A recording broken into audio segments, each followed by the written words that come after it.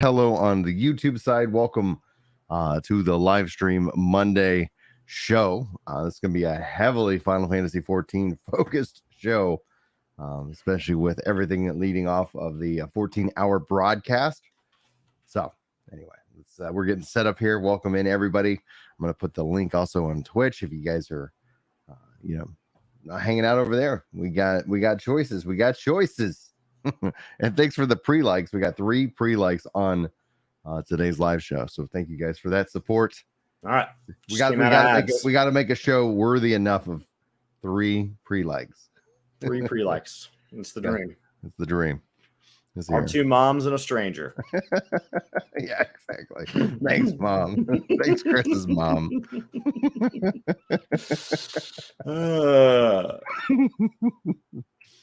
It's like, which one of our dads? It's not mine. He gets stressed whenever technology gets involved.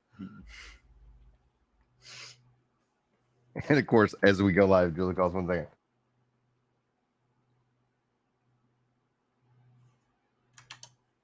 Stand by. All right, we're gonna go turn this cacpot in. It's the only thing I need to get done on my main.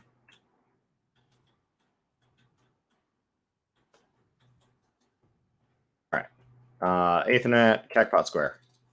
All right, we just gotta go pick up our 3 consolation prizes. Cashier.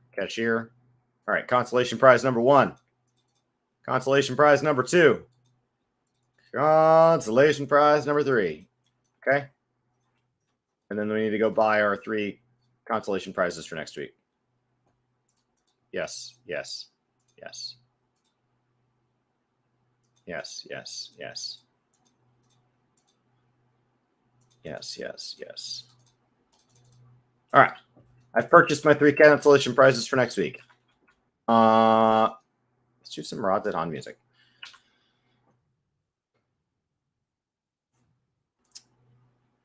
Now, what's that put me up to for last week? I had to do a late night stream and we grinded all of my tomes in one go. We're at 270. That's way better. That's way better. 270 is way better going into the week pre-reset. Because I'll be at 3. What do you get for doing your daily? Expert. You get 50 plus 30 or something like that. You get 80. So I'll be at 350, something like that. Ballpark. I don't know, plus or minus 10, 20. So you get 90.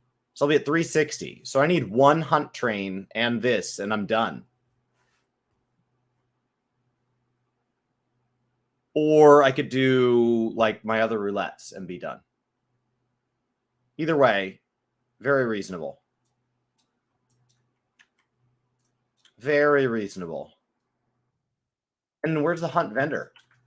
We wait for Ryan to come back. Hunt vendors in the main city? No. Hold on. I gotta think. Last one's in Crystarium. So yeah, it's probably main city. Hunt vendors downstairs, Charlene. If I remember right. Let me open up the YouTube chat just in case they're all like shouting the answer. They are not. Okay.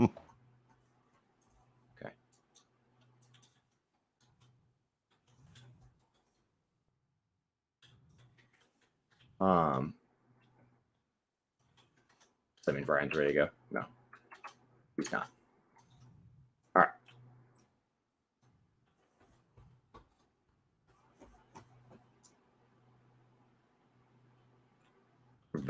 But good morning, Logan. Good morning, Black Dragon, over on the YouTube side of things, guys. I love that we can broadcast to both. On the Twitch side, they're watching my gameplay right now. Hunt vendor. Sack of nuts exchange. All right, I'm back. Sorry about that. Oh my gosh. I only need... Oh, I'm so close. I only need 27 more nuts before I get the Endwalker sack mount. The Vine Garoon. All right, perfect. As things are to go, Brian hits live, and attention is immediately needed elsewhere. All right, let me pull up the. Good thing you don't have like a proper job where people are relying on you to be constantly available. Oh man, you got a job where you're in charge. Yeah, that's the theory. Yeah. So If people that tell were to ever themselves. change, that would be stressful. Let's see here. Reddit. Your weekly B rank. That's what chat's saying.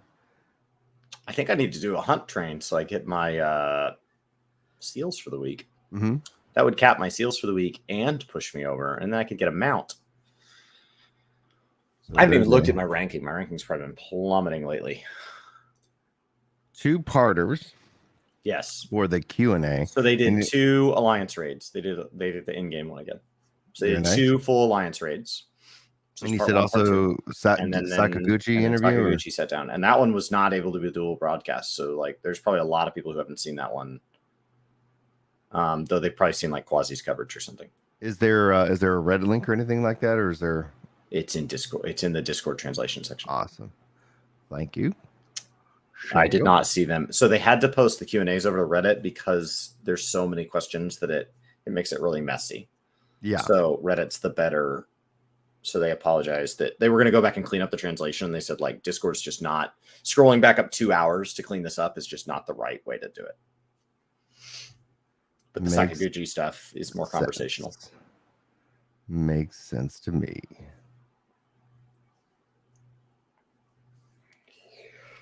Looking for. Okay, so I was like, where am I? Like I'm. There we go. Perfect. And in the translation. Perfect. So let me find the start of the Sakaguchi.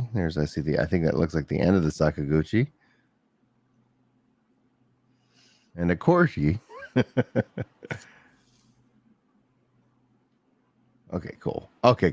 There's more pictures. I was like, am I scrolling too far back in time? Yeah, this is a lot of text. Is this for the Q&A or the Sakaguchi? Well, I'm still wondering if I scrolled past. Like, okay, I can't tell if this is the Sakaguchi. Let me just share screen. I had it all pulled up when I sent it to you, but it's. Well, I have the Q&A for. Actually, wrong. Let's see here. Is it this window? Yeah. So I have the Q&A part 1, part 2. Not an issue. I'm just looking here at the Discord. Yeah, I pulled those links out of the Discord to send to you. So it's like lots of. This looks like a Q&A queue. Yoshi-P. Do you mind if we know average lifespan of each race? Okay, so this is. That's all Q&A. So you got just below that. Yeah, because as I was scrolling up, and I was like, I think this is the start. Yeah, okay. Here's the start of the Sakaguchi. Perfect. All right, cool. Excellent. And then, so essentially, we've got kind of their topics. We got the Q&A. We got the Sakaguchi. And did I not upload the third? Oh, yeah, I said like Final Fantasy 14 in 2023. Upload that real quick. Thumbnails. And Dragon from this weekend. Yeah, dude. Oh, what? You like a long day on Friday that goes into Saturday? But then we drove down there so we could have lunch with them, and it was the Red River Shootout this weekend. So driving right north and south in the week, you know. Who won? Because I don't follow. Texas shut OU out. There has not been a shutout at the Red River Shootout since 2006, and it's definitely not in recent years been Texas's favor. OU has lost every conference game this year, which is crazy. They're the bottom of our conference. They're below Iowa. Good. What are you doing, guys? And not TCU is dominating,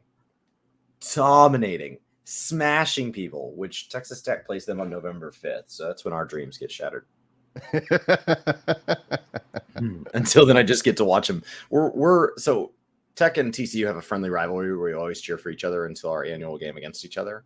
Yeah, it's just been like there's just a lot of overlap fans because it's Cowtown, Dallas, and Cowtown out in Lubbock, and we never got the amount of support that like A&M did. So we always feel like underdogs. I don't know why we don't get along with Baylor. Waco smells weird. So Logan Been says he's rooting for reeling from the TCU. Red River Really game. cool. So we might have an OU fan here. That's Shocking. okay. Shocking. My longest and oldest friend is an OU fan. I went and saw, was it 2008 when we had that crazy Mike Leach year and Texas Tech was like number 3 in the nation. And we went and played OU at OU for, that was kind of like our postseason shenanigans. And I drove up and sat in the student section with all my tech gear on. And at the beginning, people were yelling at me and making fun of me. And by the end, they were just apologizing because we got destroyed. It was like 82 to -5. Like it was so bad. I don't know if we just accidentally sent the second string band in our football uniforms or like I don't know. It seems like we didn't know how to play football. So, all right. So, do we want to open with the Q&A or do we want to open with Sakaguchi or do we want to open with our thoughts for Final Fantasy 14 in 2023? I think the 2023 part is the last part, personally. Yeah, do that last. It seemed like Sakaguchi was hard for you to get lined up, so I would just do that while it's still lined up so that Discord doesn't do something where Discord's like, hey, I got you. There was chat again in that thread, so I went ahead and moved it to the bottom. We decided to try to be, oh gosh. Open with Sakaguchi, and then we'll jump into the 14-hour Q&A. We're absolutely going to get ads in the middle of this. I'm sorry, Twitch. What's up? We're absolutely going to get ads in the middle of this. The 14-hour one? No, in the middle of this chat. We have 9 minutes and 10 seconds. Do you want to just run in a quick ad and we just... Most people I see on Twitch right now all have chests. All right. They're all like... Does anybody not have a subscriber badge on Twitch and would desire your ad now? I will put that ad all the way into your life right now for you. Speak up. Speak now. Train says, "Now we're good." All right. Charge on. All right, cool. Darn it. Will you go on to Discord so I don't lose this spot and ping the 14 group under the announcements channel, letting them know we have a 14 focused show. It's like, yep, that's the one thing I forgot. At here? I would say you can do just do FFXIV players. That way it's for those of you who are in Discord and are also saying that you like 14.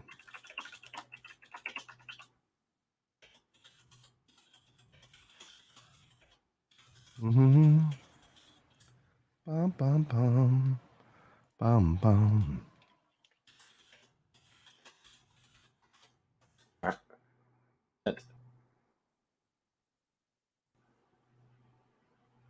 Oh, Brewmaster says they want the ads. All right. Let's crank the ads. I'm going to go get my coffee while they do that. Crank those ads. I'm cranking it. I got Brewmaster. Serve the Twitch overlords. I'm going to serve them. Back-breaking overlords. You ask, you shall receive. All right.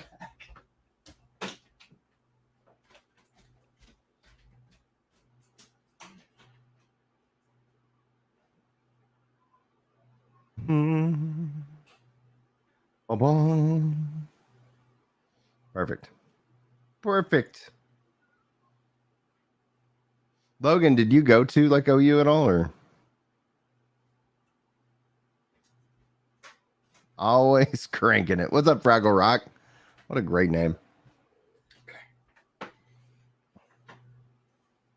Brewmaster. So we were driving back. Yeah. My wife's parents live south of us, and there's a Czech bakery that everybody stops at. But because of the Red River shootout, the line was like an hour. Yeah, Czech stop. I was like, I'm not waiting an hour. And there's a different Czech family operating on the other side of the highway, and they always have a line too. But you're talking about Czech stop, right? Yeah. So I got Czech stop. So I got from the Czech stop here. Yeah. Nice. So I bought one of their pre-made things so that I could get in, get out, because the register was ready. Yeah. You just had to wait on all the people who like have had 1 hour to pick their stuff, and then they get up and go. I mean, the employees were on it. They were on it. How are you not so hungry? You're like 6 of those, 4 of those, 2 of those, 1 of those. Let's go. Like, done. Move, people. Move. It's all these importers we keep getting into Texas. They just No soup for you. They've heard the check stop. They're like, come on, tourists, let's go. This is business. We know exactly where we're going. We know when we're stopping, and we're moving on. I know. I went and picked up a brisket. It was taking 10 minutes per car. Mine took 3 minutes. I have no idea what they were doing in line. It was drive-through only. You get their sausages there, because man. Oh, the brisket was from somewhere down in Austin. Okay, cool. We went to pick up brisket for a bunch of my wife's family. Was all in town, so I went to pick up 3 pounds of brisket. Nice. So that's the right amount. That's where you start. Like, you got a pound of brisket. How many people? So nobody got brisket? That's what you tell me? Actually, the line took so long. I got 3 pounds of brisket and 1 chopped beef sandwich. And she goes, how big of a chopped beef sandwich? And I said, I've been in line for 30 minutes, maybe 40. She goes, all right, large. It was a 3-minute transaction. I was like, I don't know. I felt like we had a conversation. I don't know what all these other people were doing up there. Oh, you guys have meat here? Oh, do you have salad? No. No. Just tell them how much brisket you want and move on. Come on, guys. The place is called The Pit. All right. Cool. Are we at a? Are we free? We're free. They caught the back end of that conversation with no context. No context. It's called The Pit. Get your meat and move on. Like, whoa. All right. Here we guys. We're gonna run it. And we're gonna have some fun today. Good morning. Good morning. Thanks for being here with us bright and early. So let's kick it into high gear. Hello and welcome to the Crystal Core Radio Podcast. Brian and Chris here for Work to Game, bringing you guys the latest and greatest news, breakdowns, discussion, and so much more. Coming hot off of the 14-hour production from Square Enix. So this is going to be a heavily focused Final Fantasy XIV show.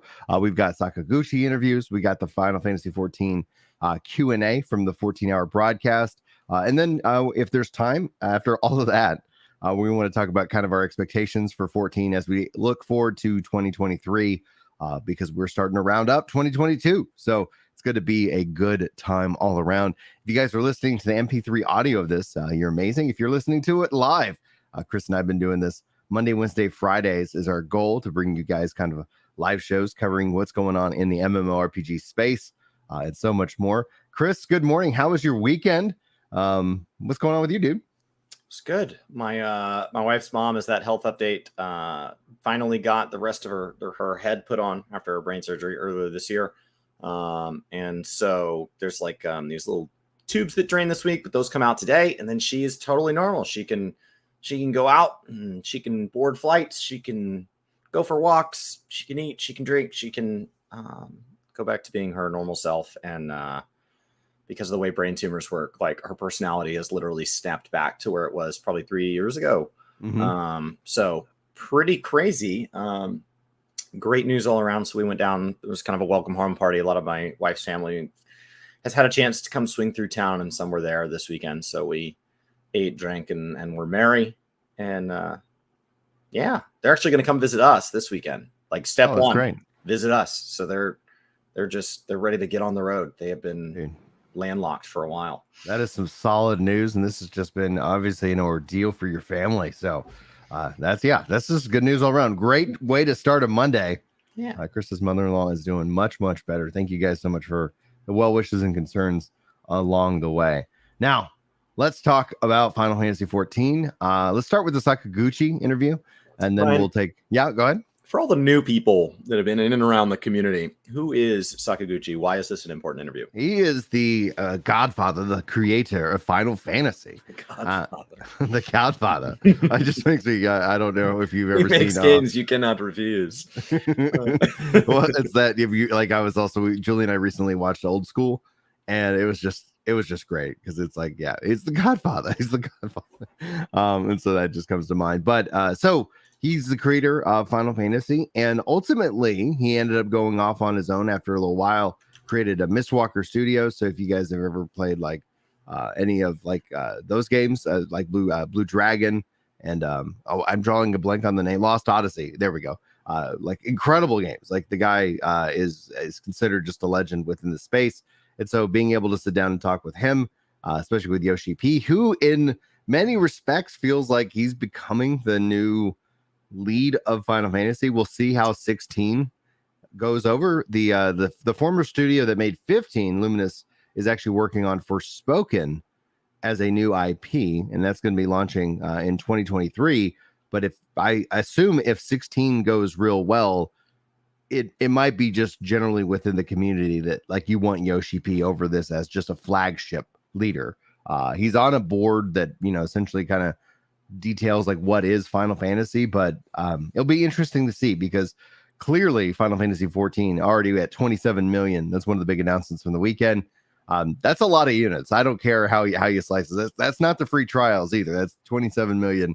And then you have subscribers, and then you have that. So at the time, I thought we would have hit 30, not because 27 is not huge, but because we've been experiencing so many records. And you pointed out that it's 27, and for a while they weren't allowing people to buy it.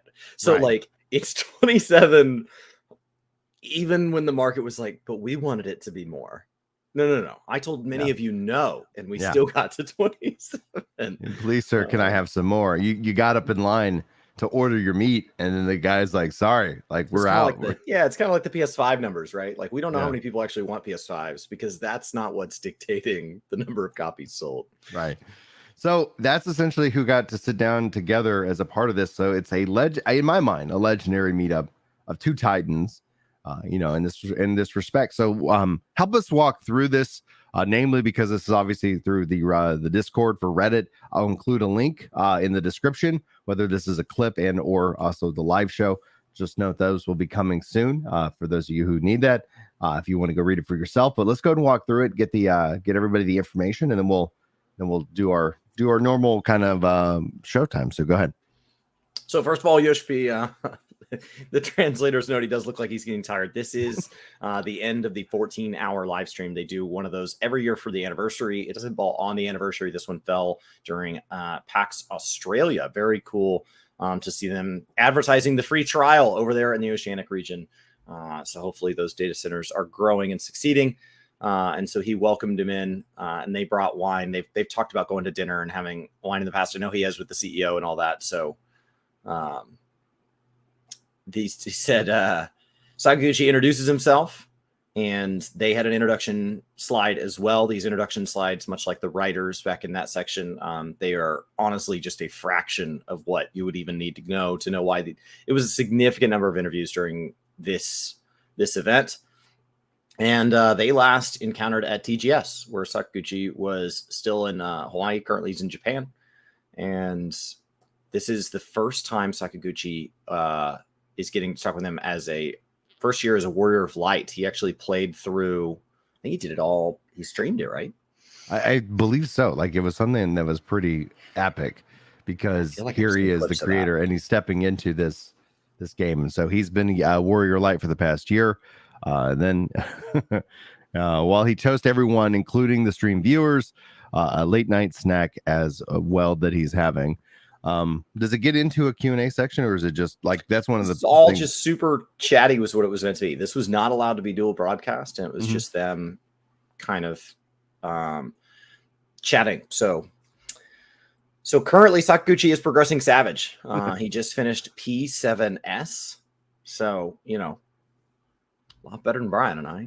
Yeah, absolutely. I would hope so. First year Warrior of Light. And at first people would expect him not to last that long and quit halfway just because he's busy. But he kept going and has enjoyed the game a lot. And he's sharing more plans at the future of 14 as a raider.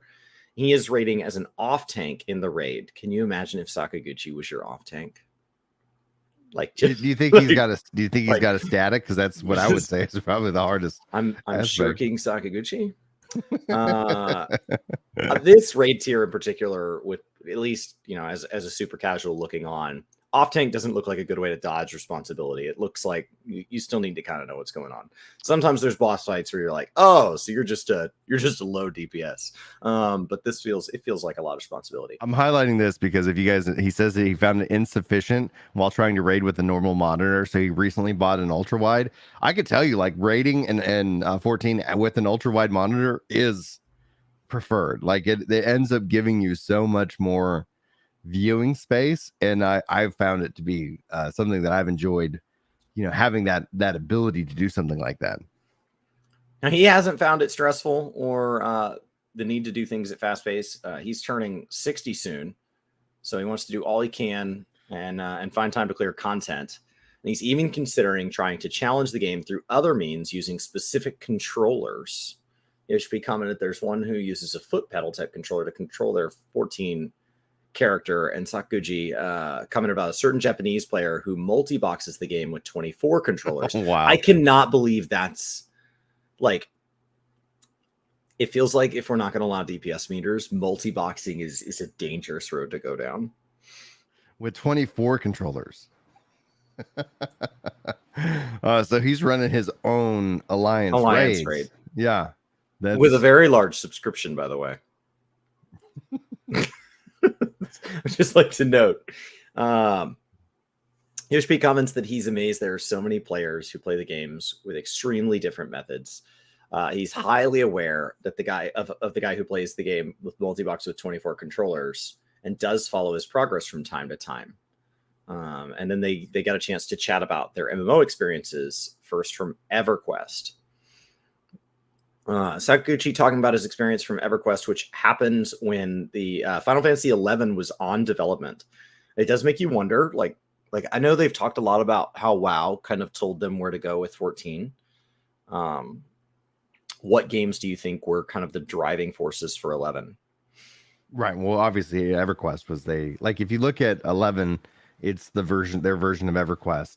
And now 14 is their version of World of Warcraft. And that's where 14 1.0 didn't know what it was trying to be.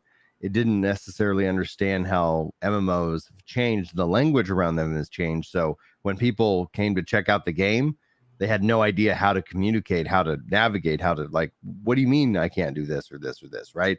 So it was in this weird spot. And actually one of the things, especially with 1.0, I always found fascinating is this is also when all these internet gaming addiction articles were just really hitting the front page. Guy dies after marathon stream. And so I felt like part of the mandate, part of the they put their own self-restrictions on the game, was they were like, we're trying to make sure that people stop playing our game. And so they succeeded. they succeeded, but then it's like, oh wait, what are we doing here? We've made it so unattractive that people are just going to go play another game and not stop playing that game. So in a bubble, if there was the only game that was around that had online, I think people would have stuck with it in a weird way. But it was like, okay, well, if you're telling me to stop playing your game, all these other games are like, come over here, you can stay all the time, we don't care if you die. And so it just kind of felt like this weird mandate that was going on during that specific era. That's what I always described as it's a game that doesn't know if it's trying to be casual or trying to be hardcore. Some of the most casual aspects, super casual, and then all of a sudden had this insane hardcore spike, and then the hardcore stuff wasn't really hardcore. Hardcore players are like, yeah, I did that in 5 minutes and then I'm done. And it's like, well, what else do I do? Well, I guess the game's telling me to go play another game. I remember WoW, they talked about it increasing the divorce rate and lowering productivity in the workforce. And I had friends, I have a buddy that had to redo his junior year of high school because he got multiple world firsts. And he was one of my little brother's younger friends. One of my younger brother's little friends from school. And his life has worked out just fine. He's got a degree, he's got a wife and kids and all that, but his life is just, magically 2 to 3 years behind my brother's, because he had 2 to 3 years that he just kind of lost to hardcore World of Warcraft. And so he does everything they do, just directly behind them, by the amount that he kind of stalled out there. Yeah, pretty crazy. Yeah. So he's talking about how he gets absorbed into 14. Sakaguchi commenting that he doesn't feel the difficulty in communication with 14 and everything was smooth sailing. Story-based MMO, but progressing somewhat like a standalone game. And then Yoshi-P is talking about his experience of creating a Realm Reborn at that time with content finder system and so on.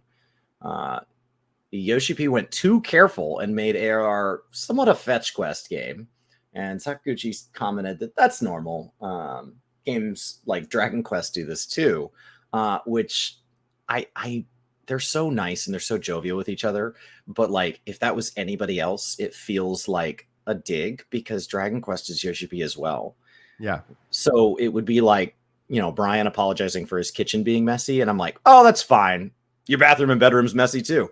And it's like, yeah. What the hell? Like, I apologize for the kitchen. And you just, oh, yeah. I don't know. Talk to the guy that ran Dragon Quest. That's way. Oh, yeah. About that. Oh, yeah. But Yoshi-P is thankful that they're now involved in 14 while Sakaguchi took his effort to promote the game. And then they're touching on being in 6.2 with all the 4 references, which of course Sakaguchi is very receptive of the patch that uses all the 4 references. Yeah, I like this here too, though. You got to think that when you look at 14 as kind of a, obviously a love letter, a theme park, something that really kind of tries to pay homage to the series as a whole. Like you gotta sit here and be like Sakaguchi, just like feeling that representation, that love, and also, and what Yoshi-P talked about in the live letter about, yeah, like we're also going to still try to surprise you, right? Like it's not like, oh, you're actually playing through 4 now. No, it's like, what is 4 in this world and in this space? Who are these characters that exist in this area? Which is really, I think, quite interesting. And then, I mean, yeah, and you have to imagine with their history and the amount of their life that they poured into this, like if we think that 14 is a chance to journey back and look at everything that we've come along the way. I enjoyed Endwalker as a reflect back. And I remember I had only done Shadowbringers and been a story skipper since ARR, and I have not cleared a lot of Final Fantasy games. It was meaningful for me. So I cannot imagine the memories that rushed back for people that have worked on all of these different games and have been part of Square Enix and all of that. Super cool. So plenty of elements are implemented in game with help from veteran staff members as well. And so Gucci made a life about Square Enix staff members. Do you think that Square Enix would ever put character names like Sakaguchi in game? Blizzard did it and it backfired. So like part of me says, don't do it. Like, don't. There's a lot of direct Yoshi-P references, but don't see how overt you can put people in game. It ends up creating like precedent, right? Where I've talked with a couple people, within the community that life has hit them hard. There's been a situation and they were working to do something where maybe we can get a reference to, this individual who's no longer here in game. As like they really loved it, and then it said like, and it's there's a hard line because it's like, no, I mean, ultimately they're not going to go that direction because as soon as they do, then it's like, well, why didn't my friend get also a reference in that regards?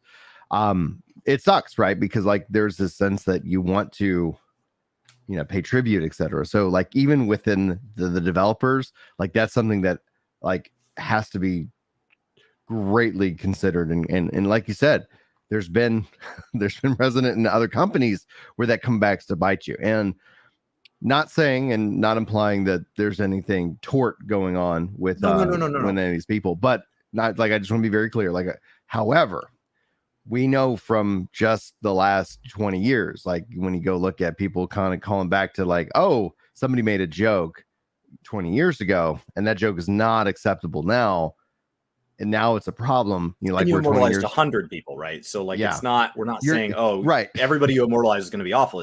You've immortalized a lot of people, and then one of those people just has to, whether it was like really bad or not, like in 20 years, like if our standards have changed and it's like, okay, it ends up just creating a thing where it's like, it's easily avoided, just not doing just don't do any of it. Even Sakaguchi, right? Because it seems like that'd be a safe start, right? Like, right. Well, and then with Sakaguchi, like the thing you could do for him is thank you, like in credits, thank you, Sakaguchi, for creating characters and like, because that's legitimate. Like he's done that as opposed to like, here's this character. And because then like when you look at what Warriors of Light. Yeah, thank the Warriors. Exactly.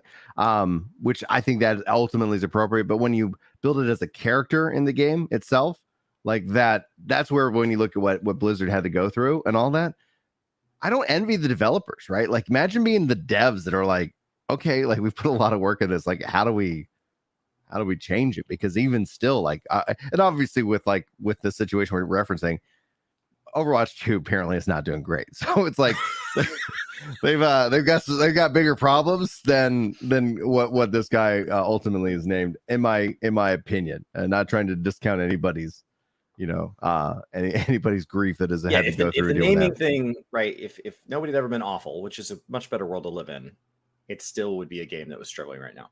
Mhm. So Yoshi-P is wondering what Final Fantasy is to Sakaguchi. And he says that it's more of a feeling of transparency and also kind of dry and somewhat scientific. Because it's an MMORPG, there are certain settings that can work in a genre that work much different than a standalone title. And specifically brought out mages specified in only one type of element build. I don't know that I ever thought about that. That like when you think about Final Fantasy as a whole, when you think about Final Fantasy 14, I always think of MMORPGs, as much as I'm an MMORPG fan, and it's my favorite genre of game. I love all games, but like MMORPGs are my favorite genre of game. I often think about all the constraints it puts on people, all the things you can't do that other genres can, because you're taking on so many things. But outside of the fact that it's shared and online, maybe that's just why I'm the more negative of the two of us, but I don't think about all the things that it gives you a chance to truly explore deeply, right? That you can have somebody be a standalone mage. You've talked about that with 11 and like 1.0 and stuff, like these earlier iterations where you talk about when you go into a party, you can be really constrained. And there's a beauty to that. I always think of that as a restriction, but they're saying like, no, what a chance to explore like one type of element build. Yeah. And so, well, and it's one of the things that allows for that is obviously you have more party members, right? So in 11, you have 6. So it gives you the ability to specialize, as opposed to the smaller the party, the more, the more multi-spec you need to be, right? So in 14, because we have 4, like you see easily one of the roles that gets cut is a support role, a buffer debuffer, that like literally that's what they specialize in. So in 11, that can't exist, and it actually helps, adds value. But in 14, that role also falls under DPS. Like that role just becomes, that is what you're here to do. And so you kind of see that somebody who wants to just do that thing, that's just how that functions. And then the other side of it is that in 11, you have to understand mobs' weaknesses. And with matchmaking, you lose that ability, because if you get matched in with an ice mage and everything in the dungeon is strong against ice, you're gonna have a bad experience, which kind of sucks, because it's like I really like how that ultimately functions, right? So it's like, yeah, because one of the things that I enjoy is like with undead, like you could cure undead for damage, and you could do that actually in Final Fantasy 14 1.0. So if there was an undead monster, like you're a white mage, you could heal them, you could heal the monster, and it hurt them greatly, because that was also a very Final Fantasy-esque thing to do. But here that doesn't apply anymore. And so there's things that we've lost with matchmaking that ultimately, for the sake of convenience, like I think convenience wins out. But I think essentially the veterans like myself kind of, do kind of miss it. I would love to be spec'd as a lightning mage. Like that's something I could have, you used to be able to do. You do not have that ability in 14 at the moment. So from here, they shifted to talking about blockchain. Oh, no, Yoshi-P said they weren't going to do it, and he's right. not going to do it. But Sakaguchi commented the whole thing seems mainly profit-based, and Yoshi-P said that such technology will not be implemented in 14 because it doesn't fit. He also doesn't find himself able to describe or discuss the metaverse, and Sakaguchi has no idea. Like it just seems like they're just lost at what this means for gaming, right? Like how is this moving gaming forward? And I think that's really my issue with blockchain is, what are we gaining? I see what a specific group is gaining, and I see what we as a collective are losing, but I don't see what we're gaining, as opposed to something like FanFest. If tickets were using a back-end blockchain technology, then that gives Square Enix control over how they are distributed and resold. Mm-hmm. And it means they can't be marked, like it starts to say like we can keep them within this confined system. We can determine how many times they can change ownership, and there hasn't been anybody that's been able to roll that out successfully, and there have been people who have rolled it out poorly. But like I don't see where that actually benefits the actual gameplay itself. Mm-hmm. So I had a meeting, and this is something I haven't, I'm not going to talk to you guys about a game, but I was brought in to meet with a future or potential MMO that's being designed on the idea of blockchain, because they were wanting kind of my perspective. It was a really cool meeting, and on paper, there's some interesting aspects. I have massive concerns about the technology, but essentially, like, because ultimately what I told them is like the problem that I see with blockchain games right now is that they're being designed with blockchain as the key component as opposed to gameplay. Like, make a fun game first and foremost. But if y'all are designing like, hey, let's make a blockchain game, and then the game like gameplay sucks, it's like then all you have that people are interested in is that. So we don't, I think, have a real true case of that value. Now, they expressed to me that they think, this is the devs, that play to earn is a flawed idea. They think that it will never work. Play to earn is broken. And I was like, oh, that's actually really interesting. So we had a deeper conversation about that, and it ended up being that they believe the idea should be actually play to own in terms of it. And so then we talked about my legacy status in 14, that my legacy status has perks, it's got these benefits, and technically it is an NFT. If I wanted to sell my legacy status, I could. It's not legal to do so in that regards, right? Like, I would have to sell my account. Yeah, we're assuming terms of service right is adjusting. Correct in this regards, but we talked about that as a potential example where it's like, yeah, there's only so many people who have legacy status. Imagine if then I decided that, I didn't want that status, right? That I could legally then sell it, and Square Enix could then take, whatever the market would determine if somebody wanted to purchase my legacy status for those perks, and I was willing to, to part with it. What would that value be? And so that's essentially where, the conversation that I'm going for a little bit. And at the end of the day, like, I was like, gamers are very skeptical about any of this. And like at the core, it's like, don't market your game until it's ready, because you're going to get torn up. People are automatically going to have you guys like in its sights to be negative about it. So when it comes down to it, though, like as a software engineer, there's some interesting components. How it's marketed, how I see it from the crypto bros, it doesn't work. Like, I'm like, everything that they're saying, I was like, it's bunk.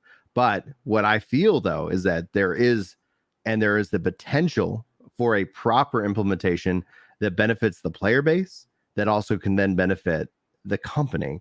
But it's going to be like threading a needle, because you're going to have people who are skeptical. And that's what I was like, what you got to do is you got to make a great game, and then you have to have a fair monetization system that just allows for player trade. And I'm a big believer in player trade, but you have to be very careful with this. Otherwise, otherwise it literally could run, you go too far in one direction, and then it's like, all right, but if you don't have a fun game, you don't have anything. You're just going to have people who are interested in this concept, and then that's going to be it. And how much are you willing to invest and spend on that idea? So what they have, I'm not going to share exactly what their plans are because I'm under NDA.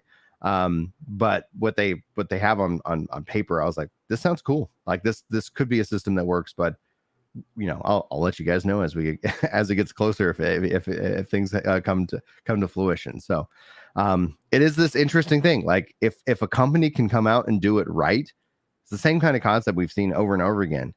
It works. It doesn't work until somebody could actually come up with a new standard, like first person shooters on console. Like, and then all of a sudden it's like, oh my gosh, like that makes a lot of sense. There's a lot of value for the players. There's value for the company, because what you see happening ends up being that people are still kind of doing it. And then there's no real equity that is involved. Anyway, long story short, I'm hesitant. I'm very skeptical.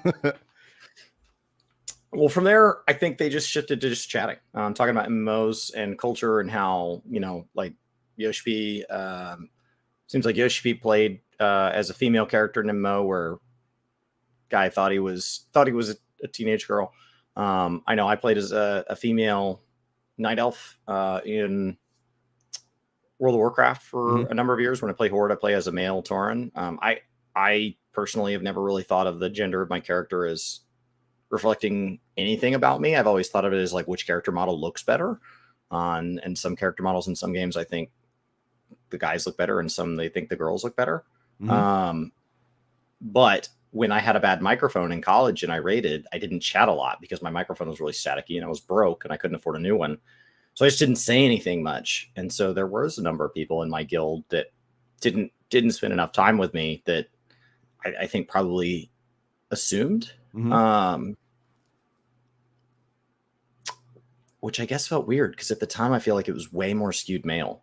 These days, like a lot of these games are there's way more women represented. And then they just went on to chatting about culture and work. So nice, wholesome conversation between two people. At this point, it feels like when they say like presidents of the US speak and hang out with each other. And there is this kind of club that several of the presidents kind of hang out together because they have a unique life experience, regardless of if they had different policies or differing views. Nobody else is going to relate to the life experience that Yoshi-P has better than people like Sakaguchi, and what he's going through and the pros and cons of that and the stresses of that. So Sakaguchi is actually amazed at how little bugs 14 has, which Foxconn echoes because he came from the background of Ultima. And once joining Square Enix, he realized that games developed by the company tend to have very little bugs in games. And Sakaguchi would pay attention on Q&A as well whenever he tries a new game. And he's just amazed that there's not much to complain about in 14. It's a hard time to hear that just because like 6.2 in particular and 6 like this expansion feels like Yoshi-P's had to apologize a lot, but that's only in comparison with past expansions. Still, when he talked about 6.2 in the last live letter, he's like, outside of like the P8S thing, like I feel like we did pretty good, but I think it should be allowed. We're just used to having no mistakes. But then also you can say like there are still growing pains that they have, right? Like I don't think what I always praise Square Enix and Final Fantasy 14 for is I don't feel like they make the same mistake twice. So like if something happens, it's like, okay, but it's then we don't see that same issue pop up. They should, any company, any dev, like there's going to be little things that happen. We've seen little things happen over the course of the life of the game, but they communicate about them. They address them. They talk about what happened, what lessons, and then you don't see them make the same mistake. This also applies to the physical fan fest. Like I think what I get frustrated is that kind of when you see this entitlement from gamers that comes into play, like how dare they? How dare they? Oh my gosh. We all knew that this was going to be a problem, and then they did nothing to address it. It's like, oh, it became a problem. Then they looked into it and then they addressed it. Like, they're not all knowing, they can't see the future in all cases. So, things can happen. You should be allowed to make mistakes. You should be allowed to have a bug, in that regards. That's something that is to be expected within, I think, the genre. And I think that when you look at the fact that the game is out so long, the reason why you don't see as many, I mean, I remember when there were lots, but you don't see as many is because the game's matured. They've got a good process in place. Things will still slip through. These aren't, all-knowing, omnicrons, right? Like they are human beings and they're gonna things are gonna happen. But what is really enjoyable is that generally not that many bugs. It's usually generally a good experience. And then when they do run into an issue, they tell you about it. It's not swept under the rug. They look into it, like with the housing, right? Housing has been an issue constantly. So anything that happens with housing isn't the same issue, but it just adds on to the core issue that a lot of players feel frustrated by, right? So that in and of itself, I think, is where people might feel like they're not being heard, but it's like there's a fundamental flaw in its design. It's not going to be fixed for a long time because it requires a ton of work, but they're trying to come up with the best solutions, for that they can in that regard. So that's where I fall into it. But I personally get frustrated when I see kind of that entitled gamer kind of aspect. Like, I was like, oh my gosh, dude, like, I'm sorry that you're, the game kicked you out. I got kicked out when 14 once won its like community of the year, and the game booted me out to like a login queue of thousands, and where I didn't know if I was going to get back in. Like, you just gotta have to laugh that stuff off. Like, you just kind of like, that's my approach. I just try to like go, well, thank God I own more than one game. Like, I'm a privileged position. I have literally more than one game that it's like, if this is just not working for me today, like, but I don't run into that often with 14. What do you think? I mean, we also get to cherry pick everything we get right and drop everything we get wrong as a community. And everything we get wrong was just somebody that didn't know. And everything we get right is this like shared intelligence. And so they talk next about how like there are people that, they're amazed at how high skill players are. So when we're picking like, well, how many people knew the 6.25 date? Well, if we just focus on all the people who got it right, we get to ignore everybody who got it wrong. And so like on the 6.25 date, I was right. I picked the same date as Mr. Happy picked. He was right. Then you kick out FanFest. Well, how many people thought it was July 28th? Somebody did. I didn't. I thought it would be July 14th, which, like, in the big scheme of things, pretty freaking close, but screw close. Let's go find somebody who got it exactly right. And then look at how smart we are as players, as a collective.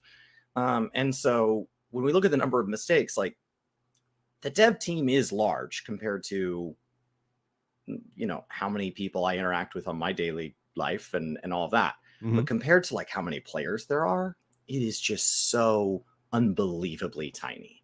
When you talk about 27 million people have played this game, yeah, I mean, you're going to have some people that are just like freakishly good at certain aspects of it. You're going to have people that are really insightful in one particular moment.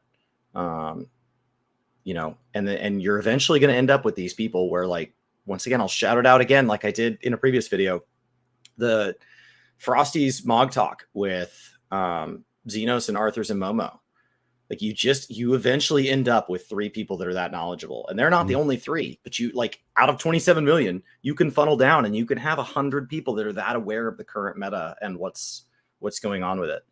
So it's really easy to call these bugs out, but to my knowledge, none of the 3 of them have said like, well, just hire me and I'll fix it. Like, I think even the people that can see the mistakes are like, I understand why it's causing a mistake. I'm not telling you that if you rolled out my solution, the entire game would be perfect for all players. Right.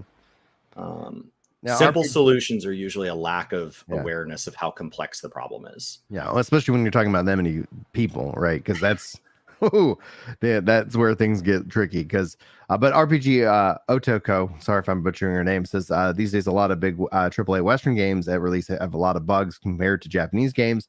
I would counter with Babylon's Fall. Like, there's plenty of examples that it's like, I don't think it's an East versus West thing. We've seen the East actually struggle greatly from the PS2 to the PS3 era. So it could be right now that they're just be able to more often than not fire on all cylinders.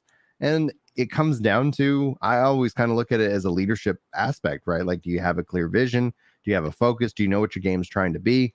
And like, I think a lot of games get hyped up anyway, and because a lot of people feel like they're going to make the most money in that spot, so screw it, MVP, minimal viable product, that's what that stands for. Launch it anyway, and it's going to be interesting to see, because like, I don't know that many games as service games that are coming out of Japan, but then again, I'm not aware of each and every one, so it's hard to compare also a single player standalone game to a games as a service multiplayer game, because the game as a service multiplayer game is going to launch no matter what, with struggles, with issues, as it figures itself out and finds its way, as opposed to like Triangle Strategy, phenomenal experience, like absolutely great, grand experience. But that's something you play and then you put away. I think when we're talking about people that are this individual, right, we're not talking about a group. When we talk about a group, like, I understand why group stereotypes and generalities start to come up, but when we talk about an individual, they feel really remote. I'm proud of how I got where I am and what made me, and a lot of the things I've done in my life are shared with tens of thousands, if not hundreds of thousands of other people who identify as being from there or having had that experience. And so if you're talking about that entire group and you're talking about statistics, 90% of that group had this outcome. I get that. But when you talk about an individual like Yoshi-P or something like that, when you're talking about the leadership that's happening here, Sakaguchi and Yoshi-P specifically, I really struggle with the idea that it's Japanese versus Western, because that implies that all you need to do to find the next Yoshi-P is hire a Japanese guy. And that's just not fair. Like, they are truly 1 in a billion people, regardless of where they were born. I have no doubt that they are proud of or aware of the life experiences that got them where they are, and aware that that group of people may have certain outcomes associated with it. But when we talk about like the leadership that it takes to get this, if it was as simple as hire a bunch of Japanese dudes to work on a game and you'll have a successful game, why would any big publisher, EA, Microsoft, not just be like, all right, guys, get us a Microsoft embassy in Japan. Let's just round them up. Like that's not how it works. It's so, like, I think it just demeans.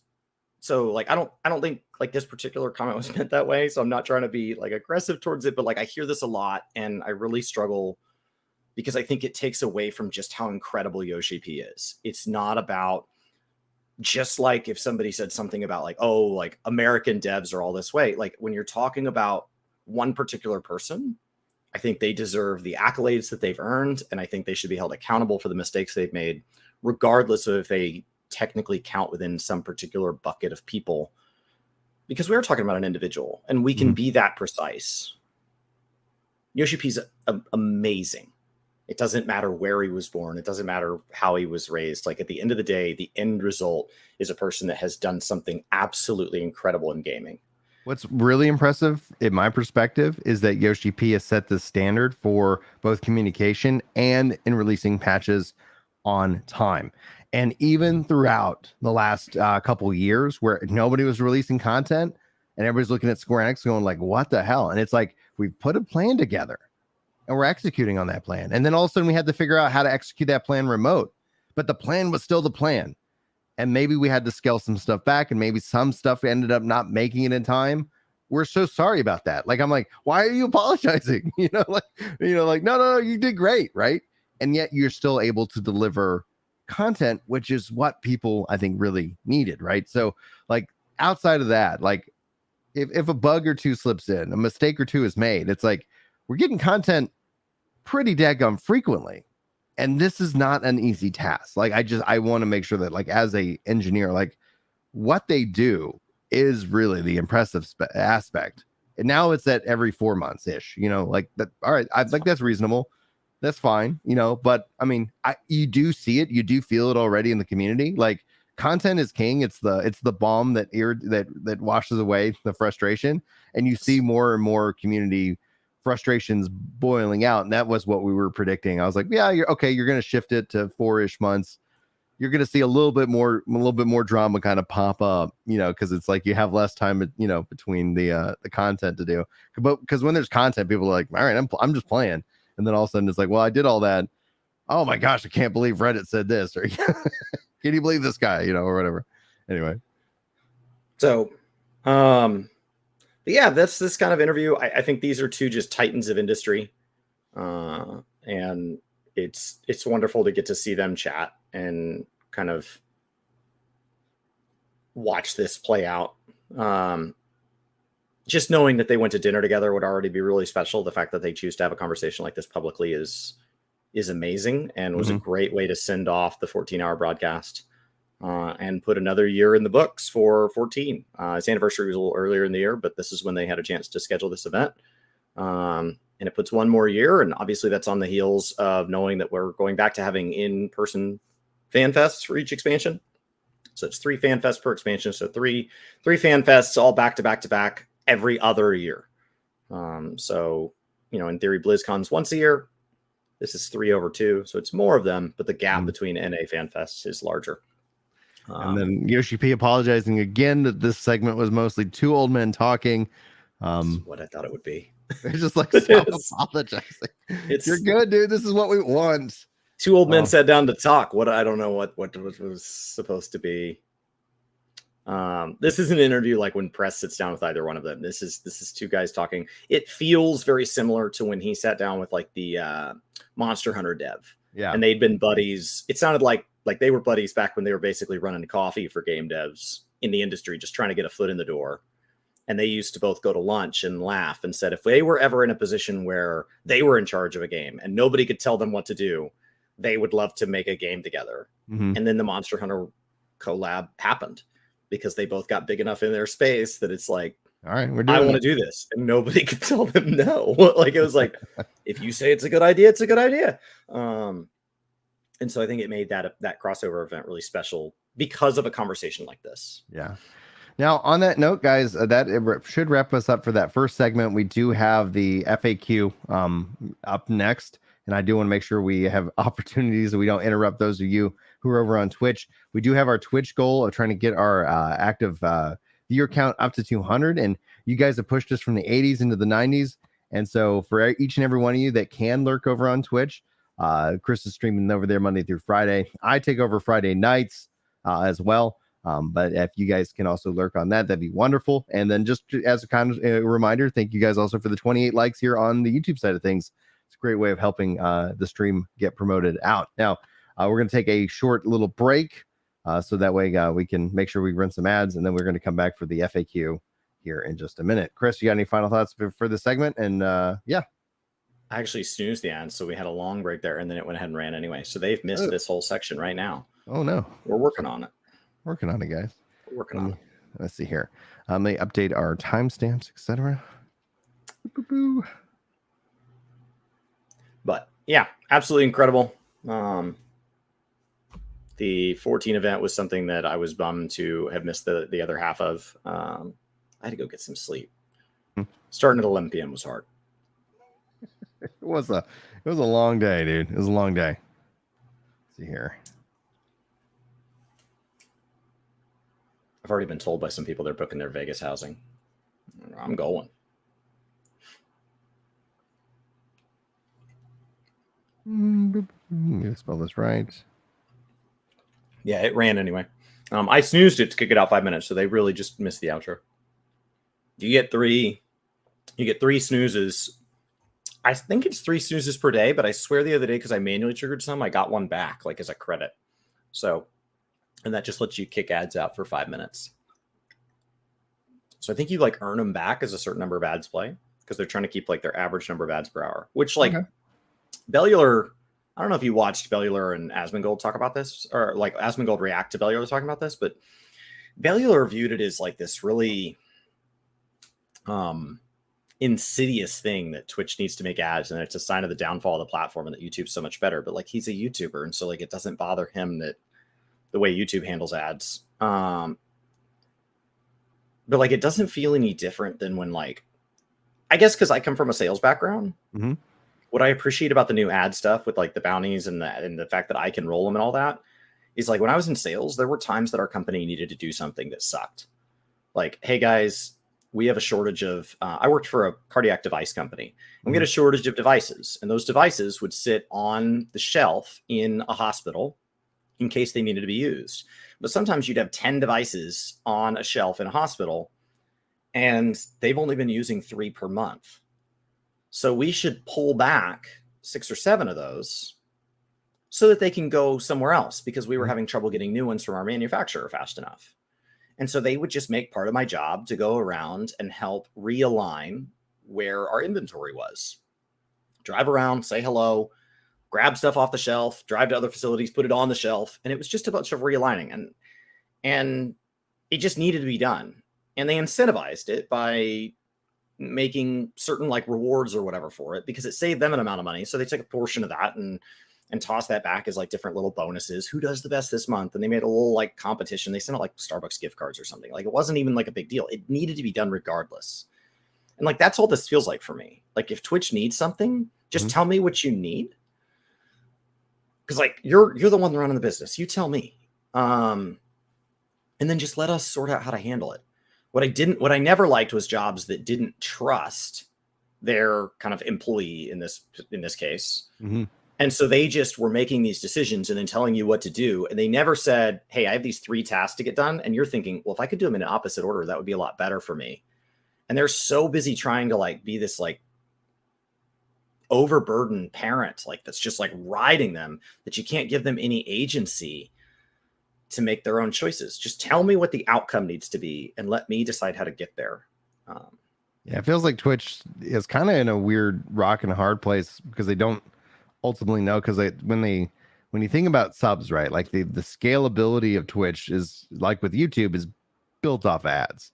You know, that's that. But they have built a entirely live stream culture. They have not embraced clip culture or short culture, you know, and those could easily all coincide, I think, together on the platform. And those are more easily understood by ads as opposed to like watching a live stream and then like, oh, you know, like this is a live moment, etc. And then you look at the sub thing, which is like basically putting a cap. And so like somebody supports, but then they're going to take, you know, like that's the thing when I was kind of talking about how like the affiliate program, especially on Twitch, is this scam because it literally like Twitch isn't giving you money. Like they are literally taking money from people who are supporting you, and thus that like they're just kind of a middleman. Somebody wants to hand you $5 and they're like, thanks, here's $250.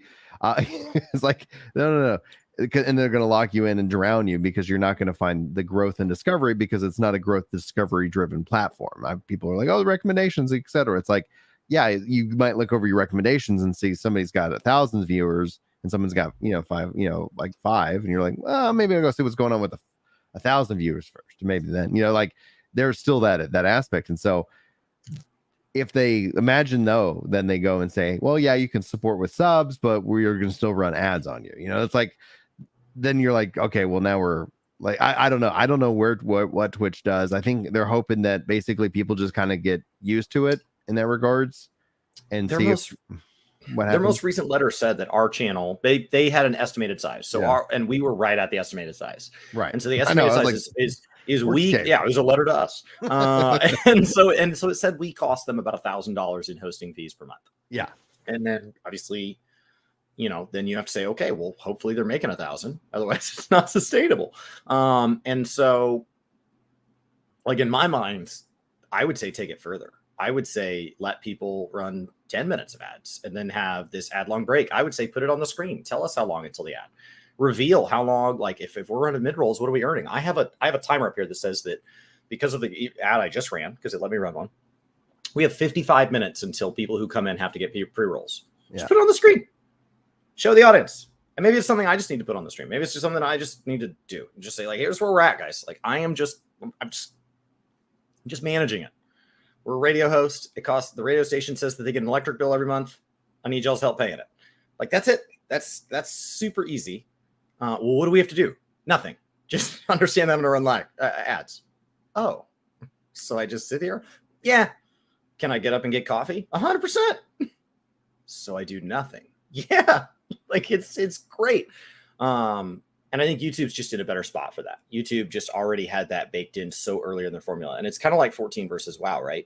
If you have a bad patch cycle, hypothetically, imagine you have a bad patch cycle in either game. Mm-hmm. In 14, you go back and you run old ultimates. You go back and you run synced content. You go back and you do crystalline conflict. You do all these things.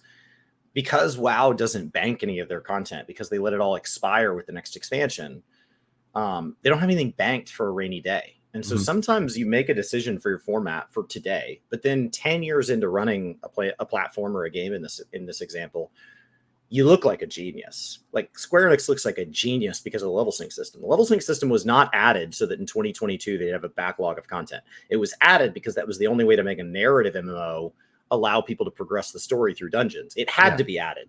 But it turns out, as like a byproduct, they ended up with legacy content that has just piled into a mountain. What a wonderful accident. All right. You ready? Yeah. I guess my voice is like, all right. Blah, blah, blah, blah. Okay. So, guys, we're going to be jumping into the Q&A that Yoshi-P gave. This is a two-parter, so we might split this up in part 1, part 2, or we'll just kind of dive into it. So welcome in, everyone, and thanks so much for being here. If you guys are watching this as a part of a highlight, send out in the comments below. Let us know if you like these highlights. We really appreciate that. It's a great way of supporting these in the algorithm, liking, sharing, commenting, all great engagements and more. We're going to be diving into the 14-hour broadcast Q&A. This is part 1. We might split this up into 2. We'll see basically how long it takes us to get ultimately through it.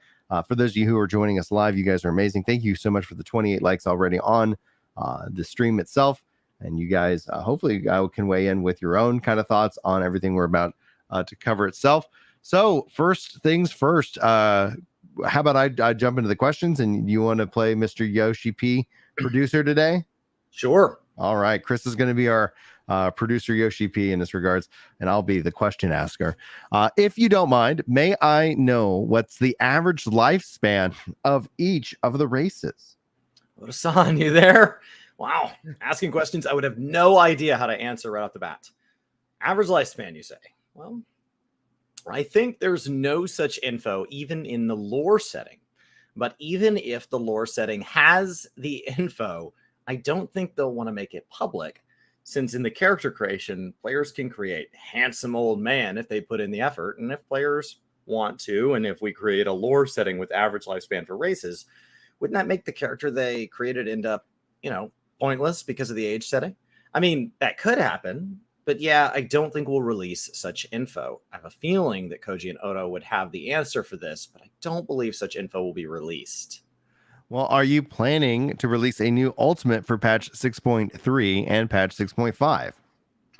I have no idea why you would assume there would be a new Ultimate implemented for both 6.3 and 6.5, but we do plan on creating one more Ultimate for the 6.x series, and we are exactly working on it right now. I don't think we will delay it all the way and have it released for patch 6.5, however. Gotta say that the content for the next Ultimate will be quite a sight to behold. Do you think that confirms 6.3? I think that it means they canceled an Ultimate last expansion. Right. Because people said it wasn't canceled because they delayed it. But if you look at the total quantity, all that means is they took that slot and canceled it, and then took the work from that slot and put it in the next slot.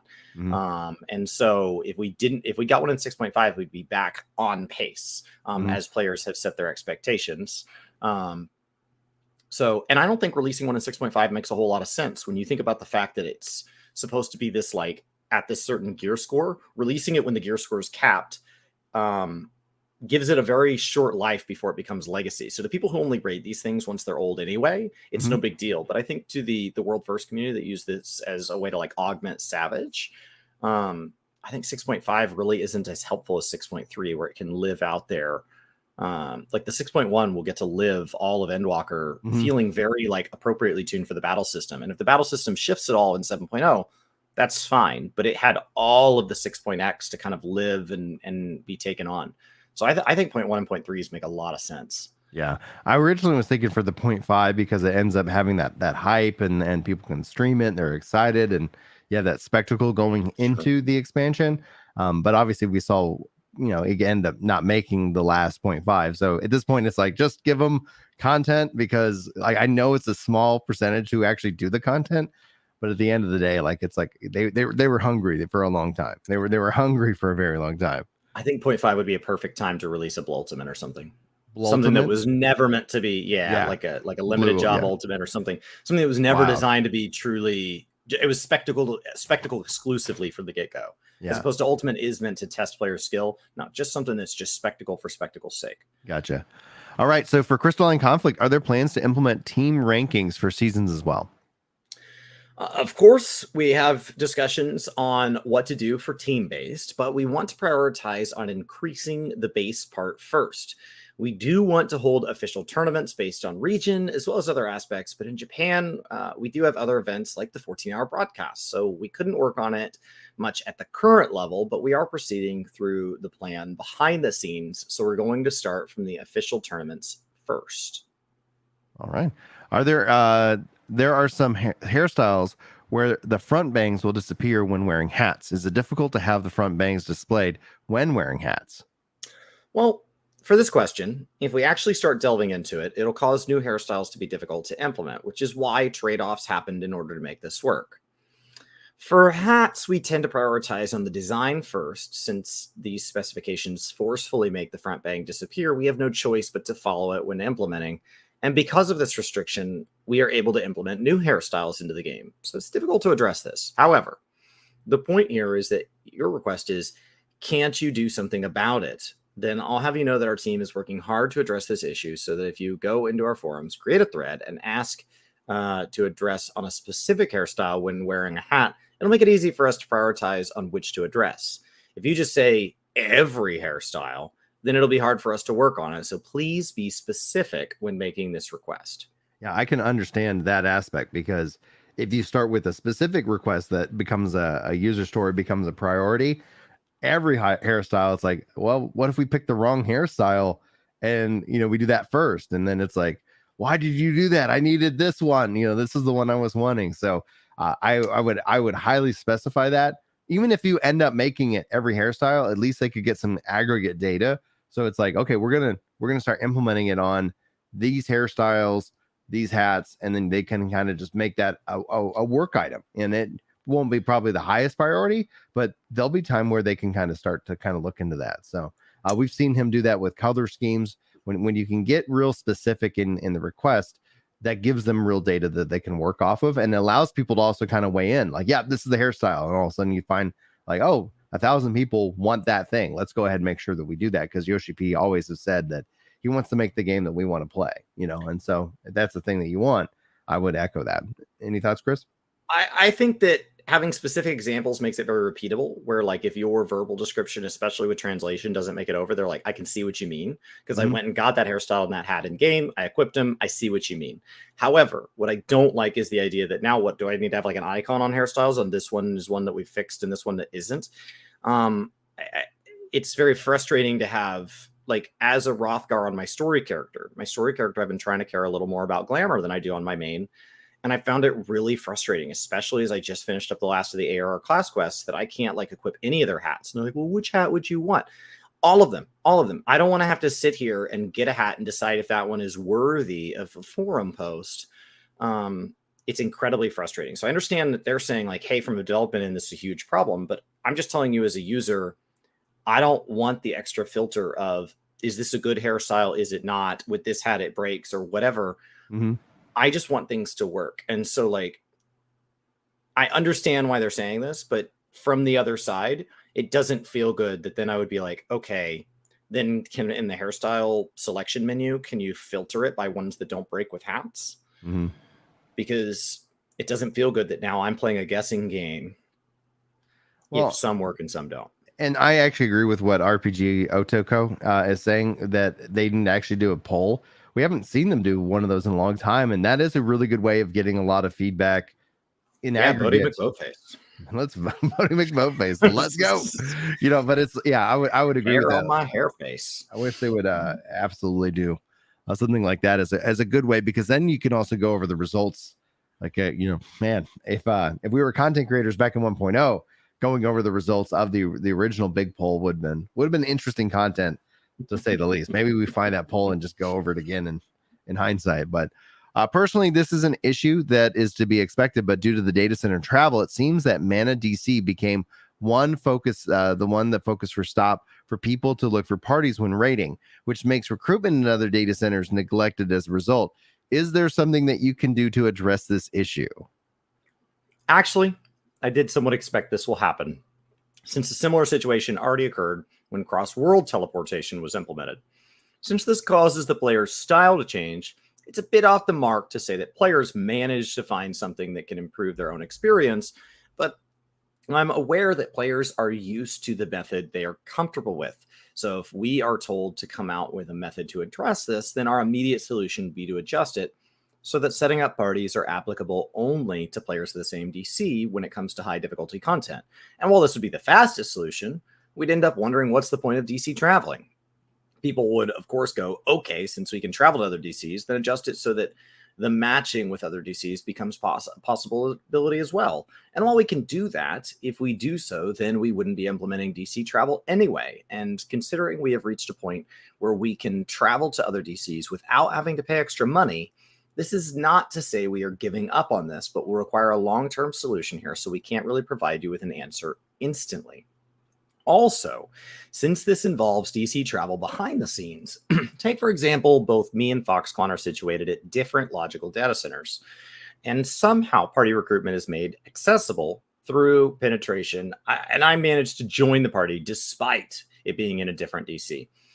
Then when we match up to enter the content, things will definitely happen where people like me would have to make the travel through my original data center to Foxconn's data center. Depending on the traffic situation, this could take like 3 to 4 minutes in order to the content, or sometimes even 10 minutes or more.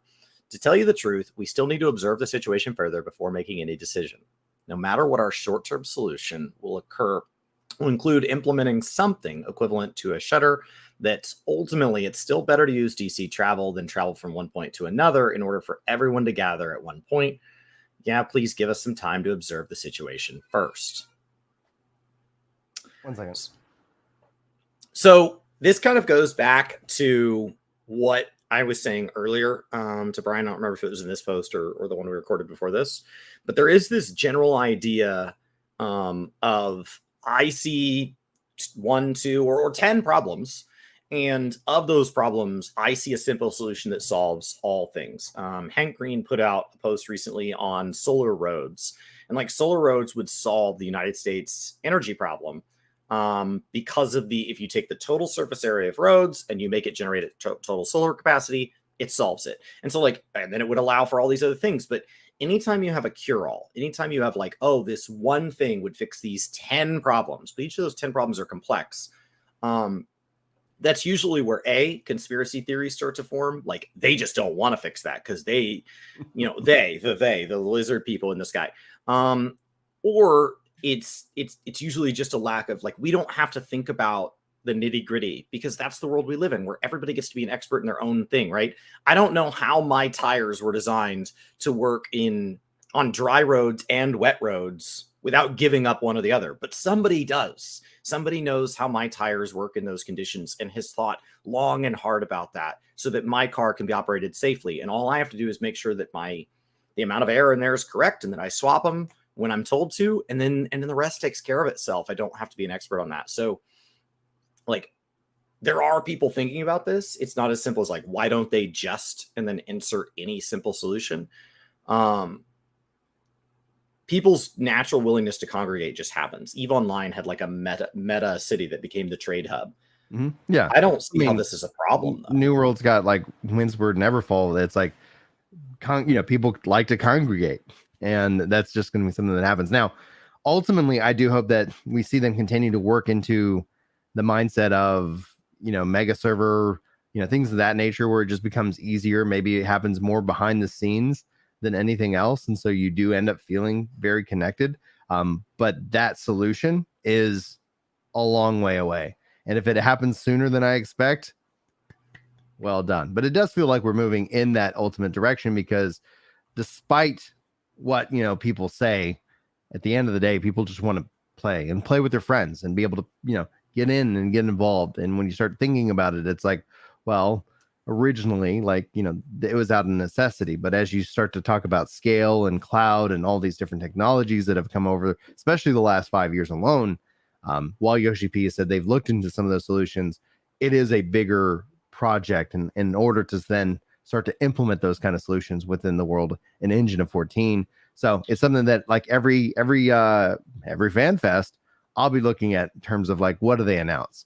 If the next phase of it, I honestly see them where the data center is more the thing, and the worlds are just kind of the instances of the zones over that regards, where it's yep, we're all on this data center and it just handles all the back end work automatically. But I don't know if that would be this next 7.0, or that might be more 8.0 in terms of timing. Anyway, yeah, I agree. I think leaning further in fixes more problems than pulling back out, right? Setting restrictions, going back the other way doesn't make any sense. At this point, you're through the looking glass, just keep going. Because the moment we can do all things cross data center at all times, it's just fixed, right? Yoshi-P said with the market board, he would love for there to have been a data center wide market board. If there was a region and NA market board, WoW is in the process of moving to this. So they're commodities, the things that there's a lot of, like lumber, for example, in Final Fantasy 14, is now region wide. If you're buying crafted armor, it doesn't need to be. That just clutters it. So there's not a big enough supply, and it tends to scale for itself. But for something like a crafting material that people are buying it up 1,000, imagine if Materia was region wide, NA wide. There's nothing wrong with that. It doesn't hurt anything. No one person is controlling that market anyway. When it's getting consumed, it's really frustrating when your data center runs out of it. Fish for like leaves, it's really frustrating when you're trying to do a leave 100 times and like your world doesn't provide enough of that, so you have to go hop. It's like, just let that all be region wide. So that's the better plan. All right. Yoshi-san says, do you prefer smoking cigarettes or do you prefer smoking heated tobacco? Ah, yes, the tobacco question. There's always one. I do smoke both, and basically, it's if I can smoke at the place that allows smoking, I prefer cigarettes. He's also been asked what brand he smokes in the past. He's been asked all sorts of things. If he's quit smoking, how often he smokes. He's always asked. He's tried quitting several times, but ultimately the stress of his job, he always goes back. All right.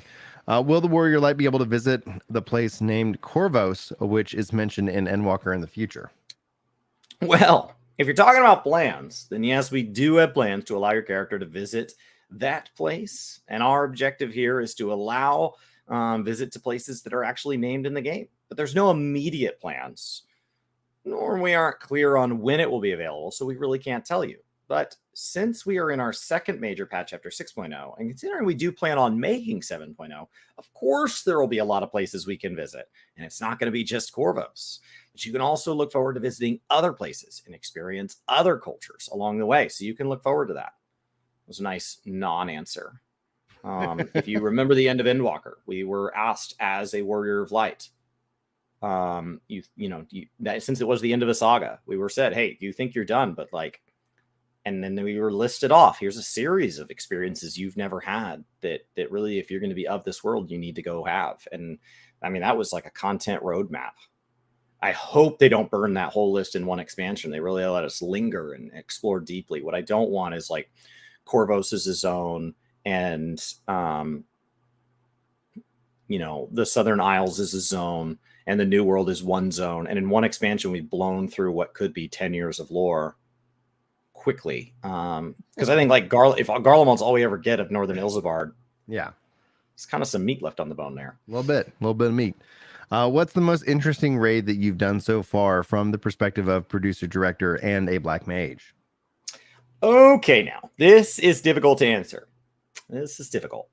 I don't mean this is an excuse, but considering we have created this much raid content with vigor for 11 years coming, and through the journey, we don't really look back and remember them, because if we do, we'll end up not being able to move forward.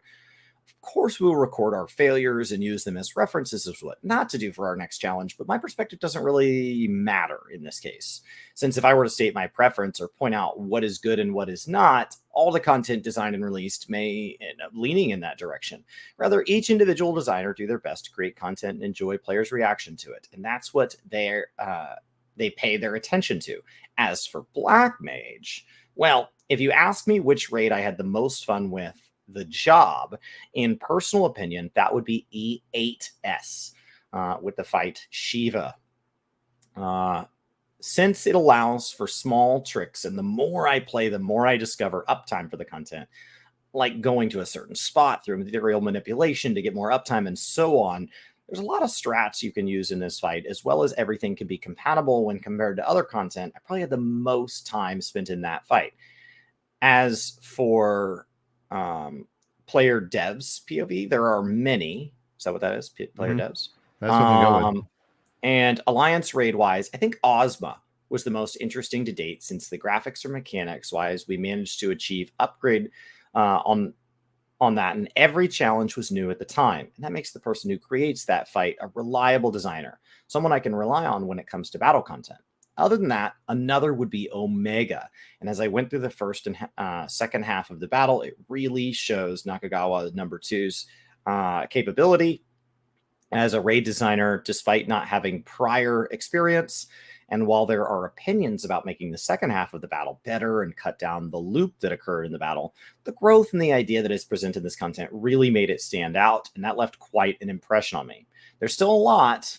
That is, if you want my perspective as the producer director. There it is. There we go. There's P&D. Although we have many themed costumes available in the game, only in the Namazu seem to have head equipment available. Are there plans to create body equipment which is Namazu themed? I mean, is there demand for this? Just asking if players have the need for it. I mean, yeah, he's wearing a frog suit, bodysuit, but still, the stream comment seems to mention that it's available. Oh, well, since people have stated their demand, necessary, okay, I'll relay your request to the team. Design wise, it's not like it's hard to create it anyway.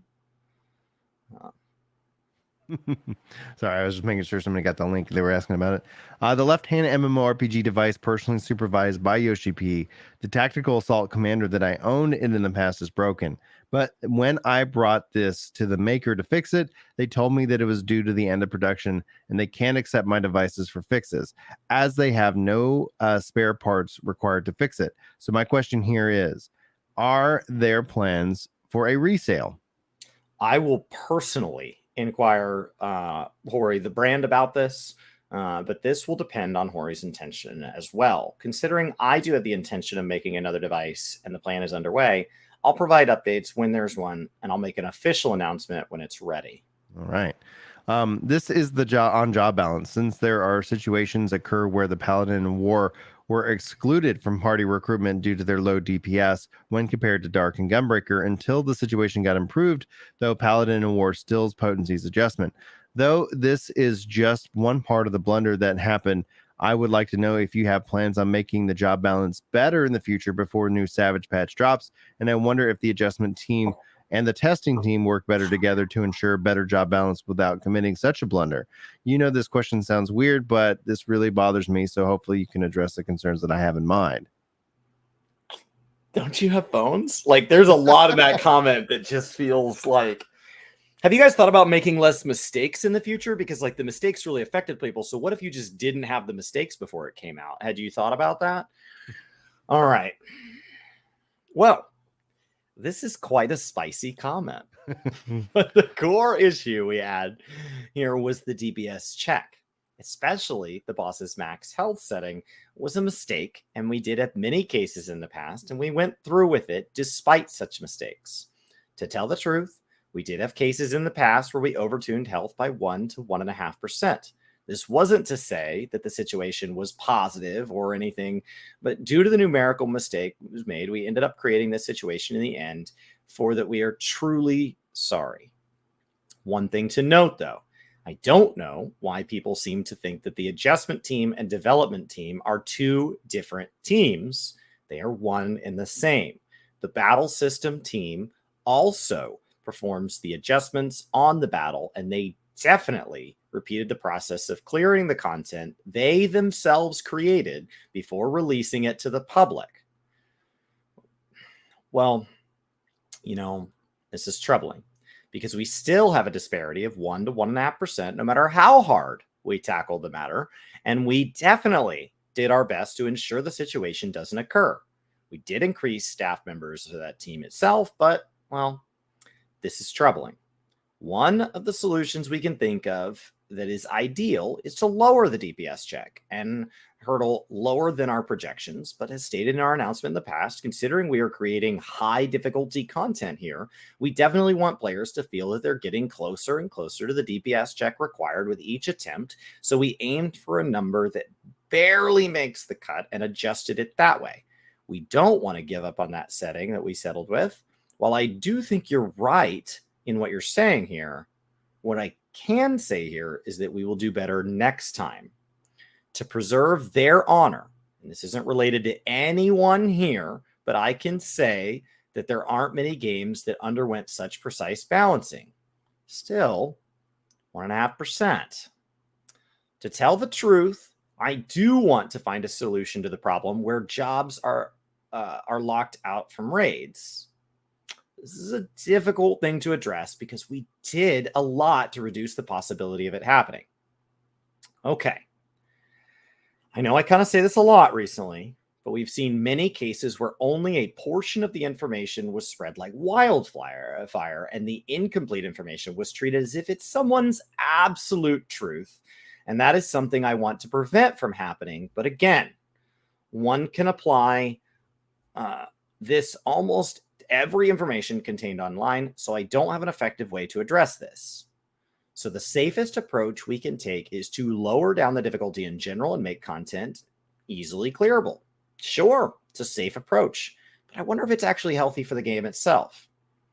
Yeah, please allow us to keep challenging the numbers and promise to fix them quickly when mistakes occur.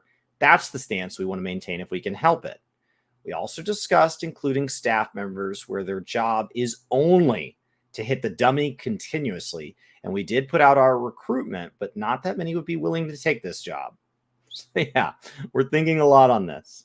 I'm aware this seems like a non-answer, but this is an issue we'll forever struggle on. And that's what we can tell you for now.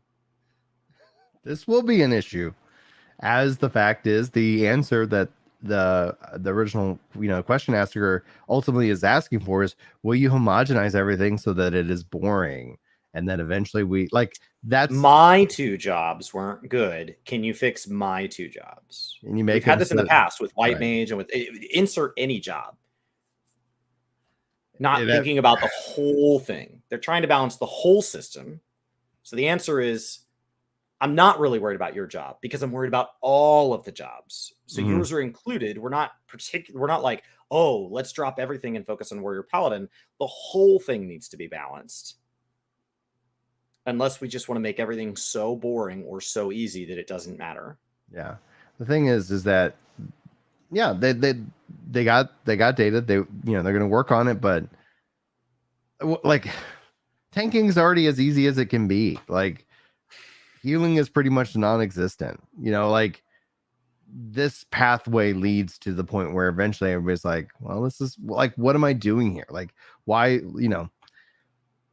gamers will optimize the fun out of anything, man. Like, oh man, I got, and I know Yoshi-P wants to make it to where you bring the player, not the class, but there is a value in bringing the class, not the player, but that's not going to happen in 14. Every player can have every freaking class, especially when your tank can swap tanks. And the only group of tanks that felt like they had to switch from Warrior or Gunbreaker over are ones that were in suboptimal groups or were trying to clear in that early progression. So I understand that Xenos was frustrated. I understand that Lamatad was frustrated. I understand anybody who is primarily, but like I knew that it wasn't going to affect me, and I'm a Warrior main, because by the time I get there, we're just going to outgear it, even if they didn't make the change. So like, do better in the future, yes, but like, have you thought about just not making mistakes? Yoshi-P's right. This is it was spicy. Like, oh my gosh, dude! Like, come on. if it were me, I would just not make mistakes. Like, I would just run like 2 extra tests, and then we would see the info, and then we would correct it. And like, I would have just not made mistakes. But like, they probably haven't thought of that. So like, yeah, that frustrates me. That frustrates me. All right, let's move on because I don't feel like complaining about it. I love Glamour, but I've always had to depend on external sites to look at how dungeon equipment and equipment that cannot be sold in market boards is like. So I would like a feature in the game where I can freely check on how the equipment would look like on my character, like a catalog feature or something. Like the Orchestrion scroll feature, like the system in World of Warcraft. Okay, here we go. No. I mean, since we implemented the fitting room feature for the shop, this is actually possible. We can do this, but I'm thinking more on the management aspect involved with the equipment that is dropped in specific dungeons, as well as equipment which is craftable. When I say ID, I don't mean instance dungeon, but the item ID itself, the item number. It will also change the management data when changing locations as well. Yoshi-P starts to mumble about if this is using this method will work. Still, this isn't impossible to pull off. I do think this is actually possible, although it will take some time. I'm going to move this idea forward and see what we can come out with. No, wait a minute. Let me think about it. All right, I'll talk to the team. This is how World of Warcraft's transmog works. It's harder here because we have dyes and because we have gear that people consider spoilery. So you would need to track some sort of way, like you've been exposed to the content for it to unlock or something like that. And then the dyeable portion just adds a whole layer. So like Guild Wars has a system that kind of acts as a preview, but it makes it one step harder to get to everything. Like WoW's system is really easy to navigate. It's a lot like the Orchestron menu where you can just see everything in the game. You can search right for it. You can see what it comes from and whether or not you have it. This question, in my opinion, needs to be part of something much, much larger that says, can we just rehash Glamour from the ground up? Get rid of the Glamour Dresser, get rid of the Armoire, get rid of the shop preview system, and just make one big universal solution. And if that needs to wait till 7.0 or 8.0, that's fine. Stop adding tabs and all this crap along the way, and just build something that can get us the next 10 years. Because as other games come out, their cosmetic systems are becoming more and more and more graceful. And so it's making this one just feel more and more archaic because, as Yoshi-P tells us to, many of us play other games. And so you get constantly exposed to the things that he says are impossible here because of choices they made 10 and 12 years ago. Yeah, and that's not fair to the devs. You know, like, hey, like, oh, y'all made this choice out of necessity, and now we have more flexibility. That's kind of, yeah, I feel you on that one. I do remember there was a conversation about implementing joint ownership account for personal housing, but I haven't heard of updates here, so I'd like to know if there was any update on this. It's a new housing question. We always get at least one. This one's different. All right. Due to how the priority we have for other housing related are currently higher on the list, so we can't really touch on this one yet. As already mentioned a little during the live letter earlier today, our priority right now is further optimization and addition for more housing wards. So that's that more players who want a house can obtain them. So we already have invested our cost in this, so please wait for a bit. All right, I can roughly tell you that the daily task would consist of addressing tasks on hand, but I would like to know what are the points you consider important when balancing work and private life, as well as what you consider important when increasing work productivity and your mindset on the matter, if you have any. First of all, I don't think this is something, I don't think applicable to everyone here, but I don't differentiate work from private life at all. That's not shocking. So balance, work, and private life isn't really relevant to me whatsoever. What exists to me, however, are the things that I want to do and the things that I don't want to do. That's all there is to it. Personally, I think this is a special case considering this is asked as a private matter. This is something I think I can answer because this is really special. Sorry to say this, but I don't think of this as a job at all.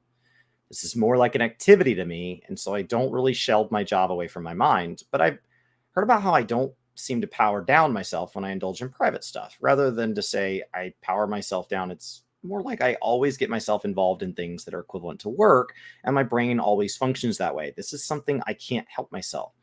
I always told myself, let's have fun doing it anyway. So to put this generally, I don't know if this is related to burnout or not, but soon after I took over Legacy 14, I worked by operating extremely long hours. This doesn't mean that I'm working in a sweatshop company or something, but the massive amount of information that is given to me and the info I needed to reply back to when that then was massive. And when I took the volume of issues I needed to address, it felt as if I'm entering some form of God mode. And when I look at those emails, I tend to reply to them immediately in large volumes. So much that I couldn't catch sleep even if I wanted to. The reason is because I need to be able to answer these massive issues I'm facing in both massive amounts and short time. And until I got everything sorted out, all I did was reply to questions that was given to me until I got cut off. And once I replied everything back, I slept for a good whole 3 hours, woke up, and on the next day, addressing another massive amount of emails given to me. To address everything without leaving anything behind. Well, what I listed above was just an extreme example, but rather to say that there is a switch that I can't turn off myself. It's more like I do so because I don't want to leave behind things unresolved.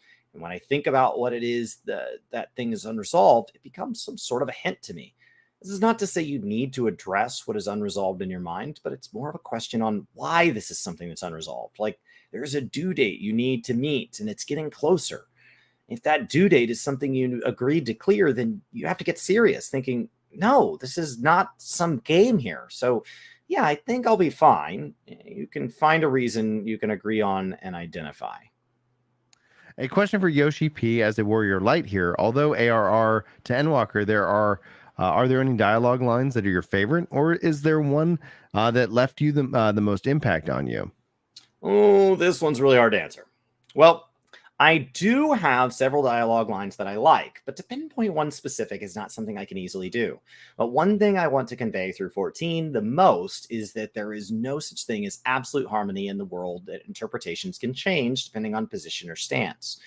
I never like a proper divide between allies and enemies, and each of them have their reasons and motives to fight. What lies ahead once we fully understood them, and from where we find ways to work with them, this is something I want to convey through the entire story.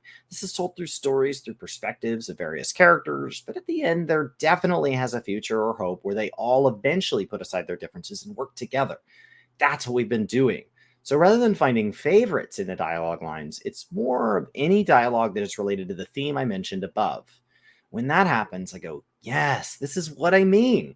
I don't think any arguments that related to win or lose actually matter here, because it will make the players decide on which one is the winner and which one is the loser. That doesn't contribute to anything positive to me, nor my opponents as well. And that is my thought on the matter. This applies to war or education or culture or discrimination. They're all the same. I want to convey to, and maybe it's time we put a stop to this. Well, the answer isn't really dialogue related, that's for sure. This is about Black Mage. Since MP regeneration tick is not currently constant, it makes it hard to play Black Mage as I have to keep monitoring the MP bar. So my question is, will it be possible to make MP recovery timing consistent? Right. I'm sorry. There's nothing we can do about it.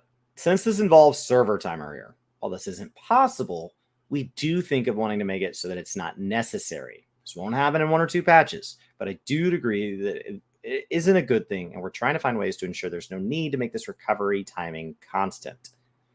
I have had a lot of fun playing Ishgard Restoration. Are there plans to implement any content like the Ishgard Restoration, like ranking type content that involves crafting and gathering, or content that uses high difficulty recipes in the future?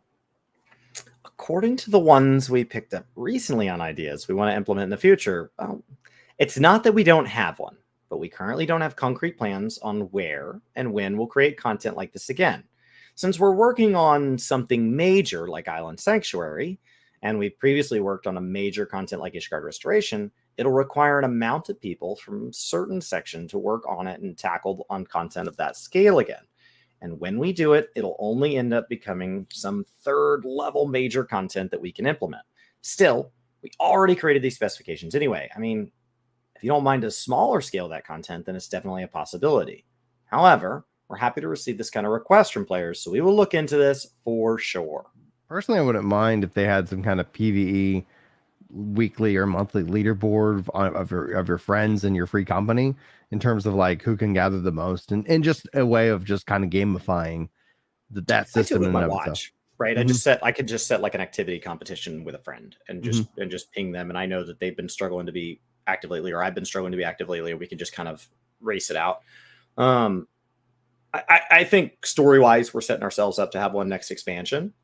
Um, just narratively speaking. Mhm. And so, the other thing that when it came to Ishgard Restoration, when it came to like Garlemald and stuff, and there were some questions like Yoshi-P in the past. The other thing is they tie everything to story so much that he didn't want to talk about um, Ishgard Restoration before it came out, and he didn't want to talk about if we'd get another one for fear that that would kind of ruin whether or not we had a restorative effort as part of the story. Island Sanctuary didn't want to talk about because he showed us a watercolor and we all freaked out. So I think he'd keep it pretty close to the vest right until it was about to actually come out. So I'd love to see Garlemald Restoration personally. All right. So let's see here. Did we already ask this one to have a lot of fun playing Ishgard? Oh, we got that one. I'm very pleased with the photo book service available, but I want an offshoot service that involves creating acrylic stands of my own character. So are there any plans for one? Wow. I mean, I wonder. This is quite a tough one. I actually want to work with 3D printer companies to come out with some kind of machine services, and even if we were to go with it, it costs about 20 or 30,000 yen, which is like 137 to $200 US to make one. But as long as the result looks good, I think it's worth a try. That's what I'm thinking here. I mean, this would allow for good memories if you can use it as a present gift too. So I definitely will want to do it if I can. Putting my plan aside, though, acrylic stand involves more printing, and that's definitely a possibility. So how about this? Are there any companies who specialize in creating acrylic stands who are also the Warriors of Light, as in Final Fantasy XIV players? I mean, a company representative is good enough. So if there's anyone who wants to approach us about it, then we'll definitely can work out something with you. So please consider this an opportunity. Generally, those we've decided upon will have our marketing and PR team work earnestly with to ensure the project comes to fruition. So there are plenty of opportunities to gain here. So yes, please give this a try. All right, guys. If you Where's our QR code? Let's go. QR code. That'd be kind of cool. All right. In Eorzea, we have ingredients to make omelet rice, but the omelet rice furnishing is not available in game yet. I really love omelet rice, and I would love, and I've been waiting to see furnishings related to omelet rice available in game someday. There was actually a company that allowed you to 3D print your World of Warcraft character. You sent like a link into your armory or whatever, and that like pulled the gear that there was, and it handled it. So it's possible. Okay. Understood. I mean, we had omelet rice during our previous segment, but they all somehow didn't enter the ranking, unfortunately. Still, the issue here is just priority. So it can be implemented, I believe. Just have to say the word. I think it's better for the community team to gather all the things and requests made here, plus all the things I've said in this segment, and send it to the development team, and they'll jot it down as their task. So please let the housing team know about this request. Is there a question related to the second half of P8S where there was a mechanic where we were required to create Phoenix out of all composites? I want to know if there are any plans for any other composite patterns, including the failed ones. Well, about this question. Okay, give me a minute. Including the failed ones. Well, there were other patterns initially. However, I told them that it's going to be impossible to have this many composite patterns, and it resulted in the version that is currently released after going through reductions. If we kept our initial plan, it won't be the current ratio that it is today, and that is exactly where the mechanic itself will end up, ultimately the level. Initially, the designers thought of various patterns without putting the restriction in mind, but from there, the amount keeps getting reduced. And if I'm not mistaken, I think I asked a somewhat similar question to the designer and had a discussion that lasted about an hour, 30 minutes, with dummy testing as well. That's what I remember, if my memory serves me right. All right. I'd like to consult Yoshi-P about life. I really love buying clothes and games so much that it becomes wasteful. I've been thinking about trying to seal my wallet, but do you have any other better suggestions? Sorry, I'd like to present a counter question to your question here, and I apologize for doing so, but why do you want to seal your wallet? And that's what I want to know. Until you can come up with a follow-up question, let's move on to the next one. We'll come back to you later.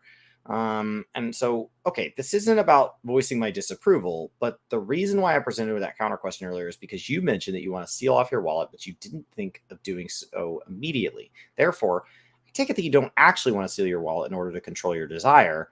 And I assume that you are in a desperate situation, which forces you to do so. So, which is why I asked that.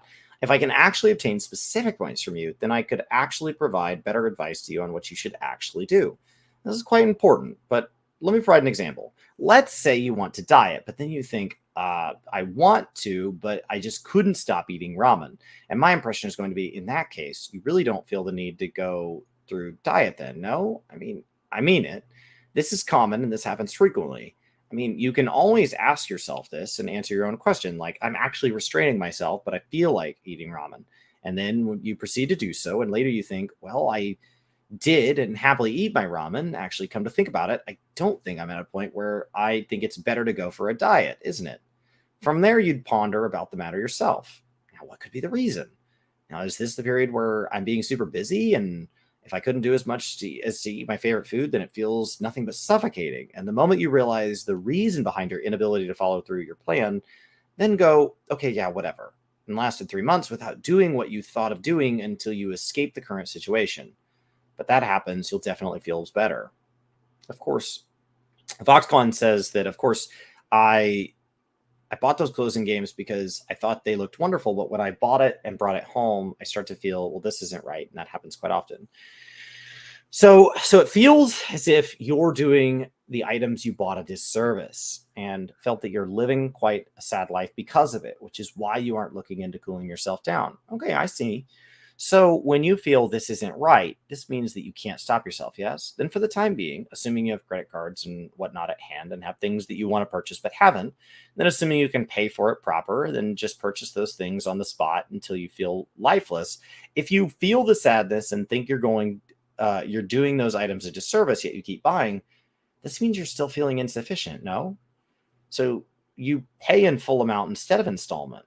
Well, then that's fine, I guess. I mean, once you fulfill your desire to the extreme, eventually you reach a stage where everything cools down. Then the moment you feel regret from that cool down, you'll start feeling things will heal. If you're trying to change your desire half-heartedly or restricting yourself without thinking thorough, you'll end up drifting.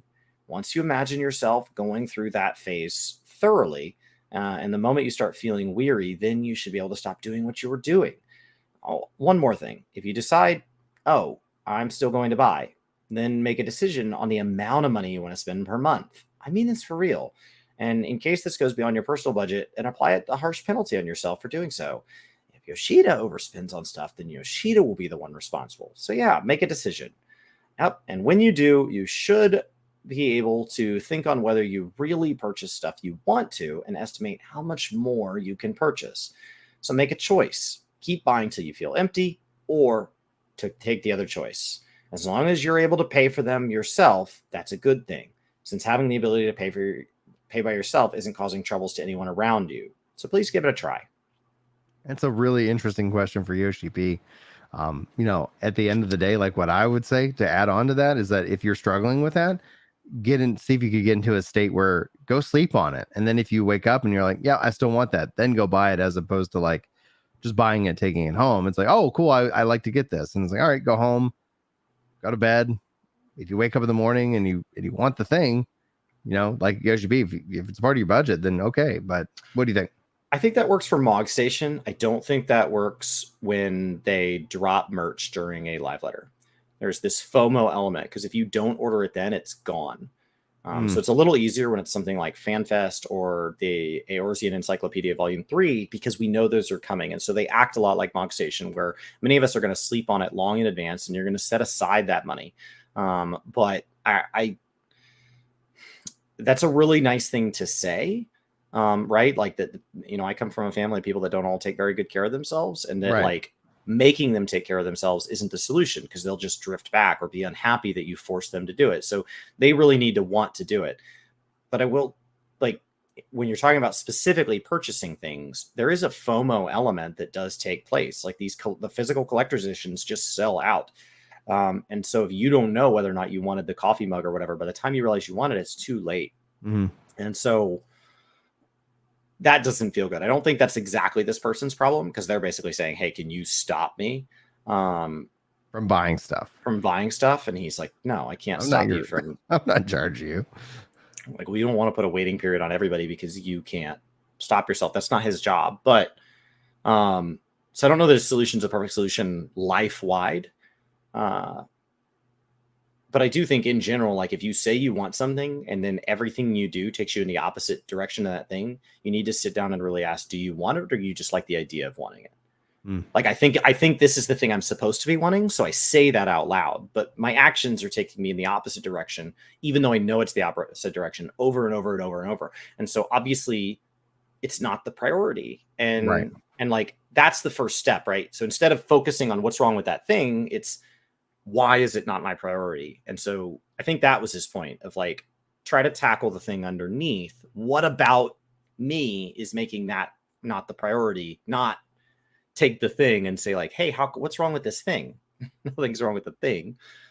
It's a much more personal journey. And those can be really hard, especially if it's tied to like addiction or something like that. It can be very, very hard, but he's saying tackle the underlying thing, not the right. Like, what's wrong with like there's alcoholism in my family. What's wrong with the alcohol company? They're just an alcohol company. You've got to tackle inside why you know alcoholism's taking you further from your goals, and yet you're choosing to do it anyway. Yeah. Now, on that note, that's part 1. We're going to jump into part 2. Chris, do we need to take a break on the Twitch side? That was an epic part 1. I think it just ran one anyway. These have been running so long. They missed cool. part of the life advice from Yoshi-P. All right. Well, that's over here on the YouTube I wouldn't mind side a stretch in a bathroom break, though. Just actually, it's the same here. we haven't taken one. Guys, I'm gonna go get some coffee. I'm gonna update Julie on my status, and then I will be right back.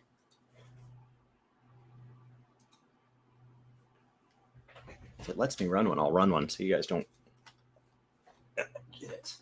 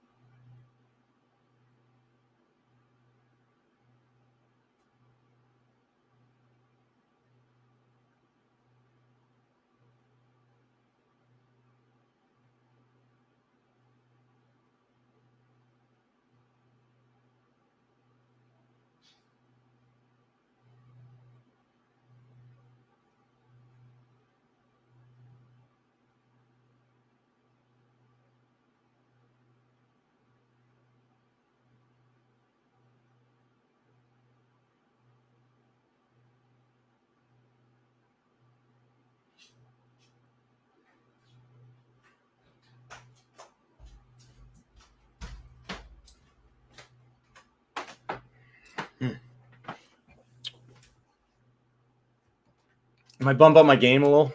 Yeah. Yes, I can actually. I got room in the tank. There we go. There we go. All right. I cranked the gain on the mic, so I've actually been leaving room in the tank. Easy fix. Easy fix. So, that's a complex answer to ask a game dev. Hey, I'm having some issues with like feeling satisfied with the way I spend my money. What can you do as a game developer to help me?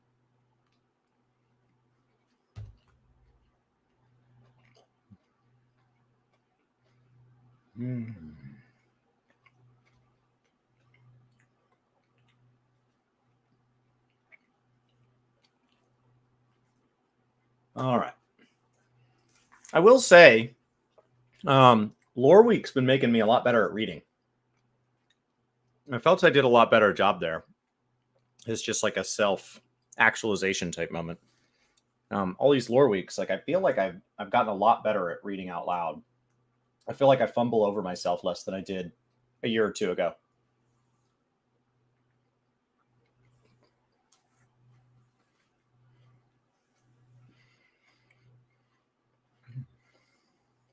Can I run another one? Stand by. It's just till Brian gets back. No. I was like, the button lit up.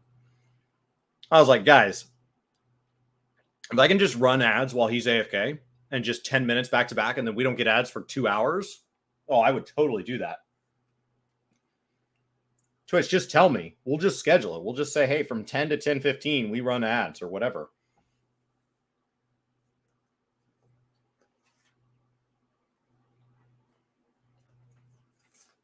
Be like radio where it's like, you know, and now prepare for your 2-hour ad-free listening. Like, we'll shout it out. And people will know there's a massive ad break before and a massive break after. I'll take like a lunch break. Who cares, man? Run ads for 20 minutes. Take a lunch break. Put a YouTube video on for anybody that's a sub. They can watch the YouTube video. It's great. I don't know if that's good for the advertiser, but I don't personally really care for the advertiser. Oh, the button lit back up. I thought I could do another one. I got 52 minutes on ad free, man. Woohoo. All right. Welcome back in, everybody. Part 2 of this monster. Well, this is the second alliance raid. So they took a break and reformed, and it was a whole thing. Yeah. So that's how they've been doing these for digital events is they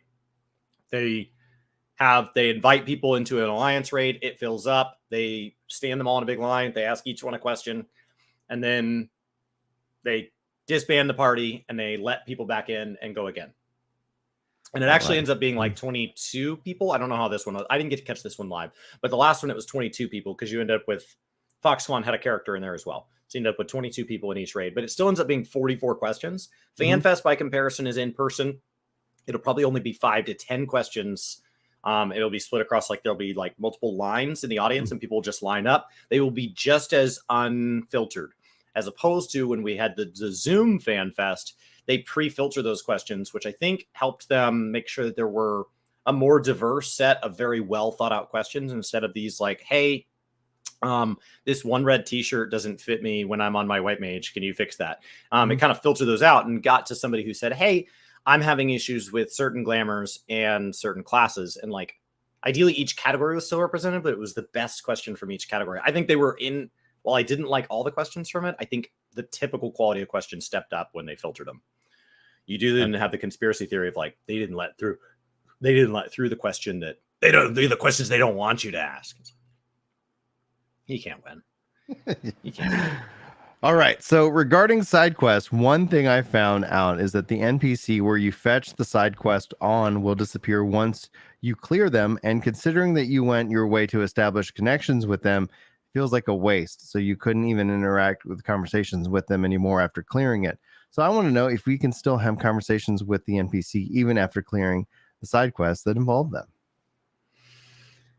Well, to answer this question, there are several issues that will occur because if we do so, the map will be full of NPCs. All over. Because they move and they have different things. Second, the issues are resolved, but the NPC just end up standing there. And they'll look pitiful if they just stand there after their issues are resolved. So players might make requests on adding more stories for these NPCs after the initial quests. Third, rather than say they disappear, it's more like they thank us for helping them solve the issue. And from there, they make us glad because they no longer need to follow up. I'm really sorry for saying this, but if we keep doing this, well, we actually did quite a lot of follow-up here. Like NPCs related to the Scions, and the dialogue changes with certain NPCs whenever players progress on the main scenario quest, despite not directly involved. So we really did quite a lot of follow-up here, and we really couldn't apply this to every single NPC. Well, what we can do here is to maintain the important NPCs, those that are relevant. I'd say this question is similar to the hat question asked earlier, but if you can point out the specific NPC you want us to explore further in the future, and if you can give us a specific answer, then I can relay that request onto the scenario team, those who attended today's 14-hour broadcast, and they can try to create stories for these NPCs and work their best to connect it nicely that it might work to your favor. So please look into this option and consider making a request based on your preference. So one comment that we received is that players can't meet Gaia after her related quests are cleared, but I'll say that her role is not entirely done yet. So we'll have something for her in the future. I mean, eventually. It won't be an immediate one, but I appreciate your patience on the matter. There's already a solution to this. There's already a solution to this. Yeah. It's New Game Plus. Yeah. The problem is, and people ask me all the time why on my lore character, I started a new character. And the answer is because not everything's in New Game Plus. Just about the vast majority of plus sign quests, every single MSQ quest are all in. So that covers all your class quests, raid quests, alliance raid quests. However, on the side quests, there's only a dozen or so that are included. And most of that's taken up by things like Hildebrand, these huge side quest things. As opposed to following through the ones in Thavnair that unlock the Beast Tribes, as opposed to the Beast Tribes themselves. The Tribal Quest series are not in New Game Plus at this time. So there's no way to re-experience those and the quests that unlock them. The quests which are usually significant. There's a bunch of make another character is also a solution. Isn't that not a perfectly reasonable solution? No, because imagine that there is a quest following a troll in Labyrinthos, hypothetically. And that troll quest were to be really fun and exciting. What I would have to do is create another character and get them all the way through Endwalker MSQ to be able to do that chain one more time. And then it's gone again. So you're asking me to buy a skip and then put dozens of hours in every time I want to experience that quest. Right. So ultimately, like, I hear you. adding those things into New Game Plus, the technology, that's the solution, right? To get to there. But in term, that is an option that a player can then take if that's something they want. So for the one person, I'm let me know, chat, like if I'm wrong. But for the one person, the question is that the best use of the development time and resources, or would we rather have anything else in this regards? You know, so it's that how big of an ask are we talking about here in terms of development resources to talk to a character that also the other solution is Google it. Like it's probably on YouTube if you want to go relive their dialogue. They're not going to continue to have these epic conversations with you. I will tell you, as somebody that's going back through, hopefully I'm not being selfish here, but I'm just like, this feels like a selfish ask, in my opinion. Well, I appreciate Brian representing the story skipper side of me. So right now, guys, you're only talking to Meteor Derpland or the guy on Gaming Lore, kinda, because the story skipper in me is with Brian. Who cares? You cleared it. Move on. But the lore side of me, there are all sorts of old references when we talk about introducing something like, what if we went to like a historic subterranean, we're tied to a sister city, to a capital city from a realm reborn? Going back and experiencing all the Sildine lore and all the lore of Belladia and the Monetarist and the Syndicate as we prepare to go into patch 6.25 would be an epic journey. And the ability to go say, I want to do New Game Plus for these zones, and then I want to go do all these class quests, such as Monk, and then I want to be able to go through and have a more granular ability to do MSQ. Because right now, you have to clear like whole chapters, and some of those chapters are massive. Like if you want to read, I want to do the new Cape Westwind. Okay. You have to start at like the beginning of ARR to do that. So I think the New Game Plus system could continue to flesh out. I would love to see it do so in a way that like is closer to how Guild Wars does it, where it's more chaptered out and then there's rewards for doing so. Go back and add hard modes. And so like I would turn it into a bigger ask personally, like if you're already going to the effort. But I think in general, more things in New Game Plus is the answer. Cloud in Twitch chat literally is like, we'll have a flag for New Game Plus for a zone. Like to be able to set the zone. Reset the zone. Yeah, reset the zone. And I'm like, again, like if they want to go and do like that, I'm all for it, right? Like I'm all for it. But at some point, like the conversation in my mind, it has to shift into, we know a small portion of the community does Ultimate and does Savage, right? But we feel like there's definitely a value in that specific content. We know that there's, you know, certain niches that should be filled. I think New Game Plus is the solution, and then them expanding that, I'm all on board because that technology exists. But if this question feels to me selfish, this question, and some of these questions have felt very selfish to a, like, not to a niche, but to like, listen to me, back to again, even to the job balance. Like, you guys suck ass. How could you like make Paladin not be that good? And I know I'm just over exemplifying it, but it's like, are you like, okay, yeah, you're gonna go play that time? You can still do it. Like, it's not like if you made a new character that you would not be able to experience that now.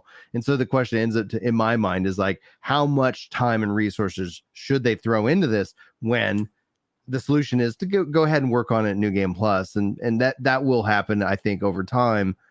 I don't know why this seasonal quests are deleted. Seasonal quests are deleted unless that event like a Final Fantasy 15 crossover comes back. Seasonal quests are deleted. They're just gone. They're gone. And you would have to Google those, just like 1.0. There are quest lines such as the puzzle quest lines that are just gone, and I'm sure a lot of people forgot the one from ARR and would love to be able to go do it again. There's one in Endwalker. I think also all the side quests, I think they need to do a better job of delineating those side quests. I've been told the ones with thumbnails are the ones that become chains and tend to be a little more meaningful and a little less fetchy. Yeah. I would love to see another icon tiering the different. I would love to see a tier of the side quests, because there's one after Endwalker MSQ that you guys made me do that people should absolutely do, and it was marked with a standard exclamation point. And so like, I would love to see some sort of like a little like high quality type star in the corner or something like that denoted side quests of more merit. just so that you're like, okay, I've done all the main story quests and I'm still hungry for more. Did you do all your plus signs? Yes, I want to unlock the content. Okay, now do these. And so you can work down. And yes, there's going to be people who are like, well, I just cleared everything. Fine. But for those of us that don't want to clear everything, I can work my way down in priority because they're not a blue quest. They don't unlock anything. They don't give you anything but lore. And so somebody who only wants things for pets, optional dungeons, and mounts would be disappointed if they become blue quests because they're like, what the hell? I didn't even get an emote. Yeah. But for people that want lore, they are lore. And so like, I would love for there to be more of a delineation there. Especially when they become new. Like there was one added after the current Endwalker patch. And if you haven't been clearing Rods at Han regularly, you don't even know that one got added. And that seems like from the way everybody's described it, I haven't done it. It would be one of the ones labeled as kind of high quality, a little bit extra. A little bit. So I do think that it would be nice to see this make its way into New Game Plus because there's already a system. We're not asking for something new. We're asking for that system to expand. And I think that's a very reasonable request.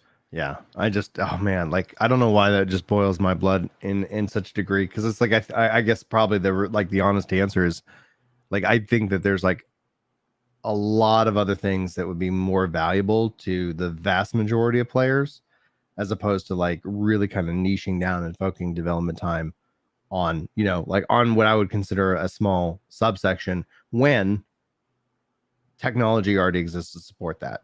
But they took 44 questions, Brian. We can afford to have niche questions. This isn't a 5-question Q&A. Like there's niches in here. I don't know. Now the balance question was, you guys balanced. Have you tried not sucking at it? So that's a little bit different because he said, we tried not sucking at it before and we're going to try not sucking at it in the future was the answer. And so that one I think was a little different than this, where it's like, hey, you have a system that exists and it's not being utilized. Can you utilize it? So it's kind of like adding trust support to ARR. Like I think that that's something that's pretty niche, but is important.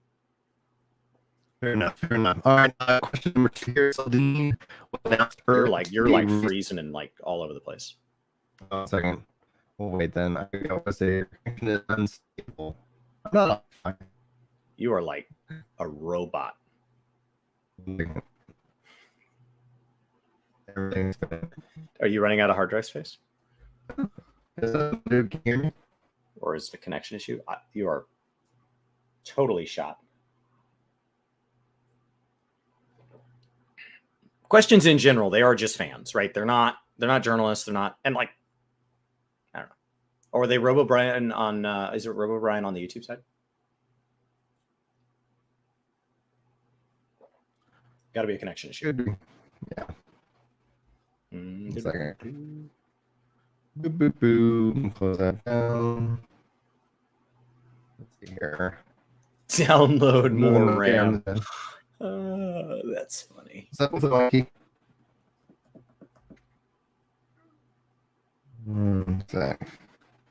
Do you just want to close it and? Yeah. Oh, sorry. I can rejoin the call. No, you say it. Can you hear me?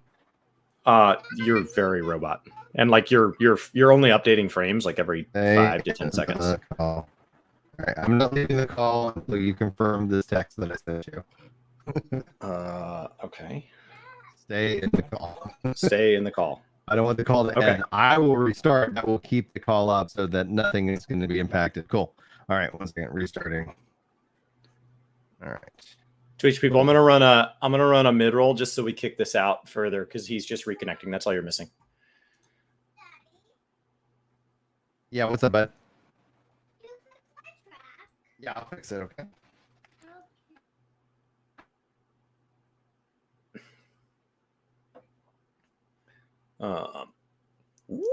Pre-rolls at 63 minutes. Kick those way out.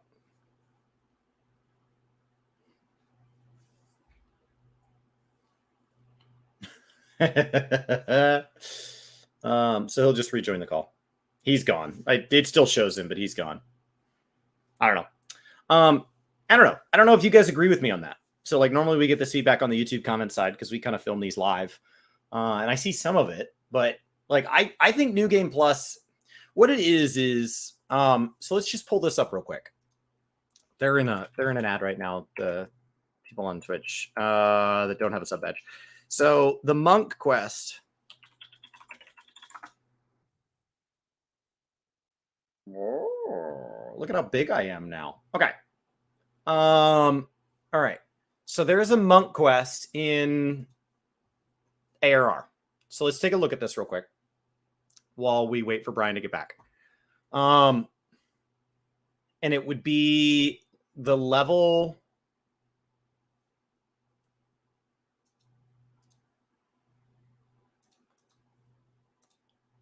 40 or 45, maybe.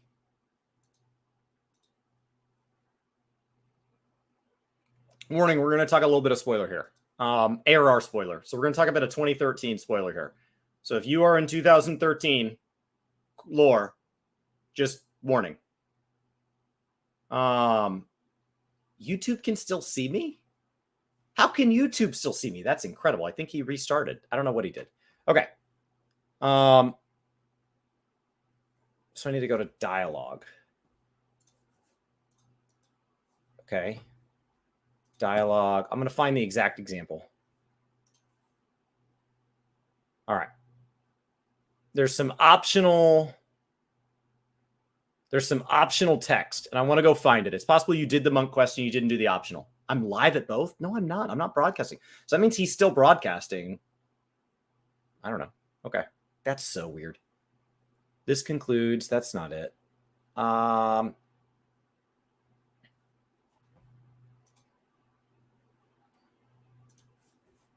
don't even know how to get to this text. This is why people are complaining, because there's these unique moments to talk to people and then they're gone later. So I'm going to find an example. I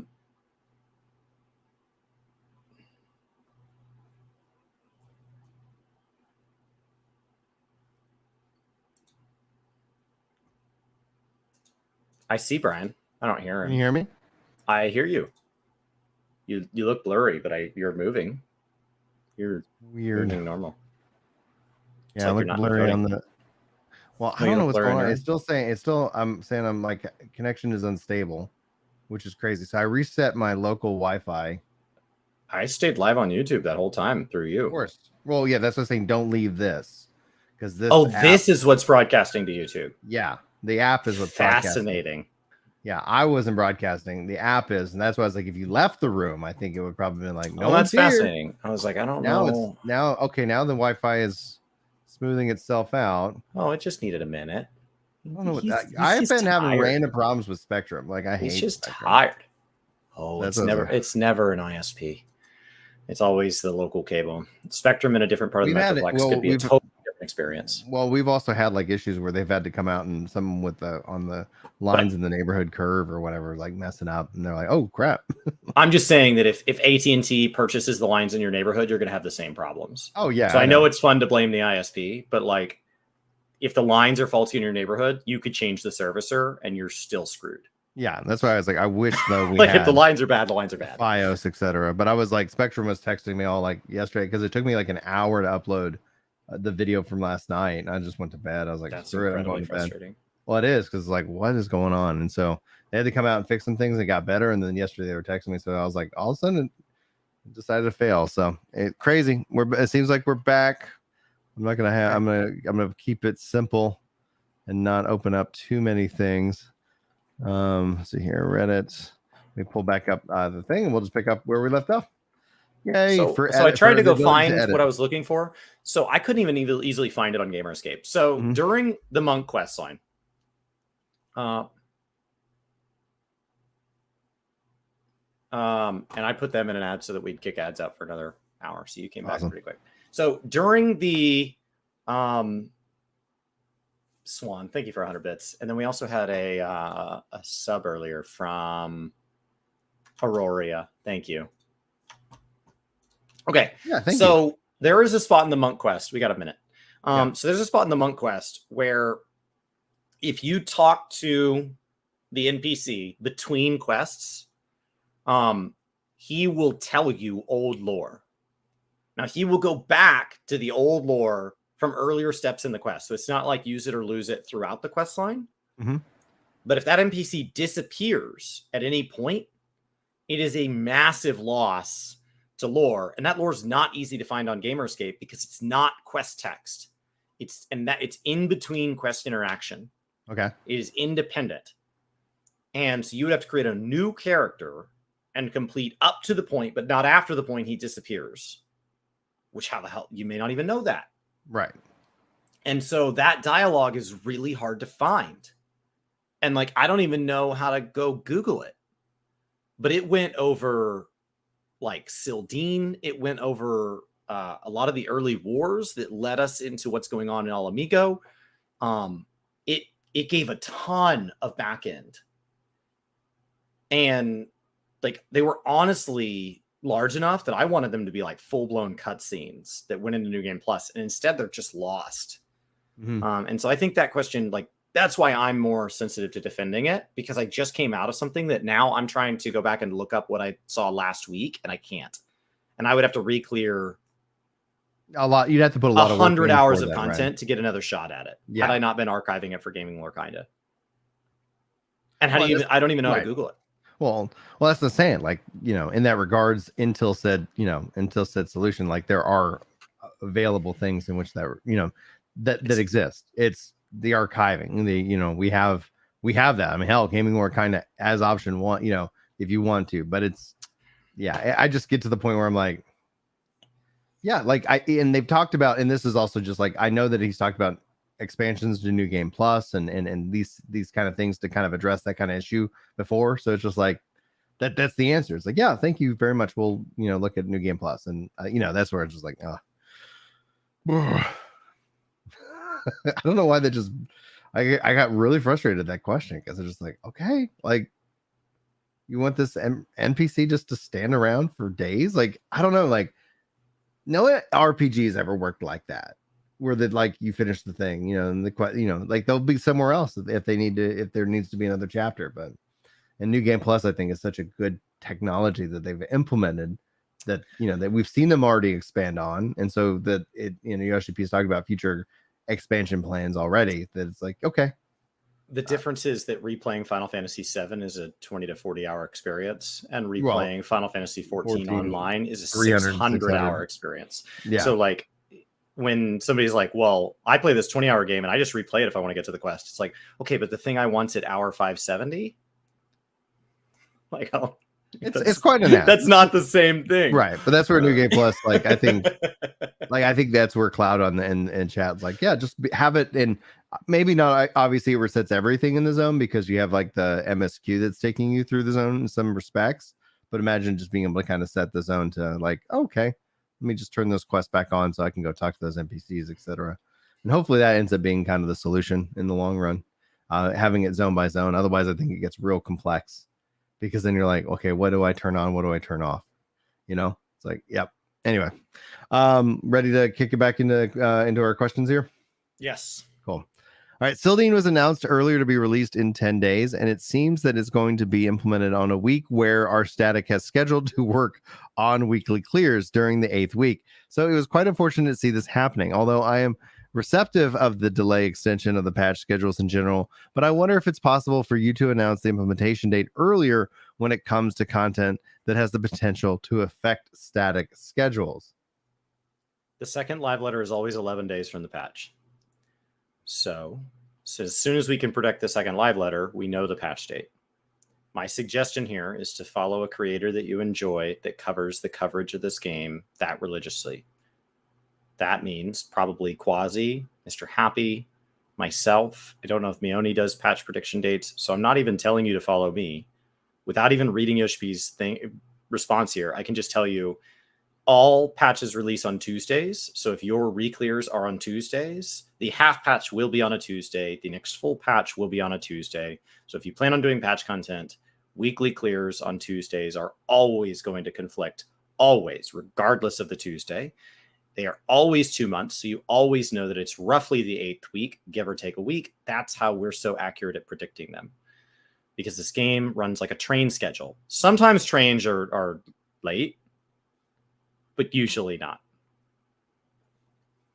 What does Yoshi-P have to say? He says, Zach, thanks for sharing Prime with Work to Game, is what he says. All right. When it comes to situations related to content progression, well, Since this differs from group to group, I don't think it's feasible nor possible to predict the standard for each static group. Also, this is a question I want to ask here. But why is everyone in a rush? I mean, it's fine for you to get into the content after the 8th week of Savage, and there's no rush for you to do it right during the release date. No? I mean, that's fine, no? Why is everyone in a rush to clear this content? I mean, I should have said that previously too, but is this really something people should clear in a rush? I'm aware there's a weekly lockout and whatnot, but is it that much of a difference between clearing it quick or slow? I mean, it'd be nice if people could take things easy. And while I understand the feeling of getting pressured by people around you that cleared, but you could have just not compared yourself to them. That's what I think. You're going to burn yourself out playing it this way. So I believe you should take it easy and just not rush yourself. Of course, we do want to announce things a lot earlier if possible, but as this is something we mentioned since ARR, once we decided on a scheduled date, we really try our best not to make adjustments on that schedule if we can help it. Since we had a lot of major cases to delay the release by 2 weeks during Endwalker, I'm aware that I'm not in a position to say this, but we always perform adjustments and debugging on content until the very last minute. We always determine our release date depending on bugs and issues that will occur during that time and announce a release date based on the record. Of course, it's possible to release the content earlier, but the earlier we release it, the more likely major bugs will occur for the content. So I'm sure you're aware that we always release the new content on a Tuesday. Either way, if we announce it earlier, then had to somehow delay it by a week or two, then there's definitely people complaining. So releasing it around this period was actually the date where we can barely make it. Truth be told, though, the release for this content was actually decided 6 months ago or even earlier. Like, we'll release this content around this period, as well as releasing hotfixes surrounding the content as well. So usually follow the schedule we have set, but there's no saying what will happen during the period either. So yeah, I apologize, but we hope for your understanding on this matter. It's always a Tuesday, and they're 2 months apart. If you want to clear the Alliance raid day one, heads up, it will be released on a Tuesday. And it will be released 2 months from now. They're adding 1 extra week in the summer and the winter, so adjust the math accordingly. If you want further interesting information, Moogle Tombstone events, if there is ever a Moogle Tombstone event, are always 29 days before the patch. And if they ever not 29 days, we can historically track that to a patch that was delayed. And we can add the delay and boom, we're right back on pace. So like if you want to know where the patch prediction dates come from and why these stupid YouTuber nerds on the internet can predict them with such accuracy, it is because this game is that predictable. It is unbelievably predictable. I had FanFest within 14 days, like 11 months out. 11 months out. I was almost spot on. And like, I'm not even close to like the brightest or most in tune person in the community by any stretch. So like, I find this question, if it's my turn to be frustrated, Brian, I find this question stupid. We have re-clears on Tuesdays. Yeah. Can you not release content on Tuesdays? Screw off. Yeah, dude. Like, I'm with you 100%. Like, what in the heck are you? Is this your first time in ever? an MMO? Any MMO. World of Warcraft releases content on Tuesdays. Do you mind adjusting your schedules that fits my schedule? You know, we actually checked. We don't actually know when every raider raids. Yeah. Holy mother of pearls, dude. Mother of freaking pearls. Anyway. Welcome to Brian and Chris covering Q&As, where at least 2 out of every 5 will frustrate us. We'll just you guys get so angry at Q&As. Yeah, we do. But there's not that many of them, so it's okay. Oh, well, you're sitting here like, oh, you made an argument, the last thing, that it's a matter of the volume of questions. It's like, we've seen Q&As. Like, honestly, our most rage-inducing content that we've ever like covered is when we have to cover a Q&A, because it's like, oh yeah. Hey, one question we like, one question Brian doesn't like, and one question I don't like, and we cycle. And it's just like, oh, for love of everything in this regards. Like, oh, let's see here. I haven't even fully read this question, Chris, but I'm just going to highlight it because I don't know if it's relevant. Have they considered that they clear on Tuesday because that's the reset day, which is the reset day? That's the day that it releases. Like, that's how it's all structured. What if we move it all to Wednesdays? Well, then they'd probably clear on Wednesdays, and then we probably shouldn't release content on Wednesdays. Can you just anyway, like Yoshi-P, can you work around my schedule? That's what I think what frustrates me is like a lot of the questions just feel like this is why they I don't release on know. Tuesdays, When because I that means yeah. that like a lot of people clear on Fridays, a lot of people clear on Saturdays. They release it in the week because that allows them to stagger how many people are on the instance servers, because not everybody has weeknights available to them. I think also what I kind of just got when I get frustrated is that, and this is, this is a me thing, but I look at it as like when I try to like ask questions and when I try to like, I try to think on it in like the trying to encapsulate the greatest number of players that would benefit, from hearing the answer. Right. And that's just how I've always approached any question that I've asked Yoshi-P. Like, hey, Yoshi-P, can you make the game better for me and me alone? Like, that's not how I think about it. I go, hey, how can and then also to try and get, insight or to provide feedback. And then this question just like some of these just feel like, so like, it'd really help if I could have bangs, because that's what's hurting the game. And I just don't relate to those at all. All right. So this question is related to housing interior. It's housing question number 2. It seems that this is a position in the stairs and pillar outside of the house is fixed. I would like it to be flexible with the pillars for both personal and FC house, or having the option to remove the windows or set up the interior without windows on the walls, or have no pillars or remove them for my own house. Would this be possible to implement such a feature? For this question, we are conducting a step-by-step testing here, although our testing reached a point that results in a house without any pillars whatsoever, but we do get comments where pillars at home ended up causing a hindrance during roleplay or other activities. So yeah, we're at the point where we're conducting testing right now. Eventually, we will implement them.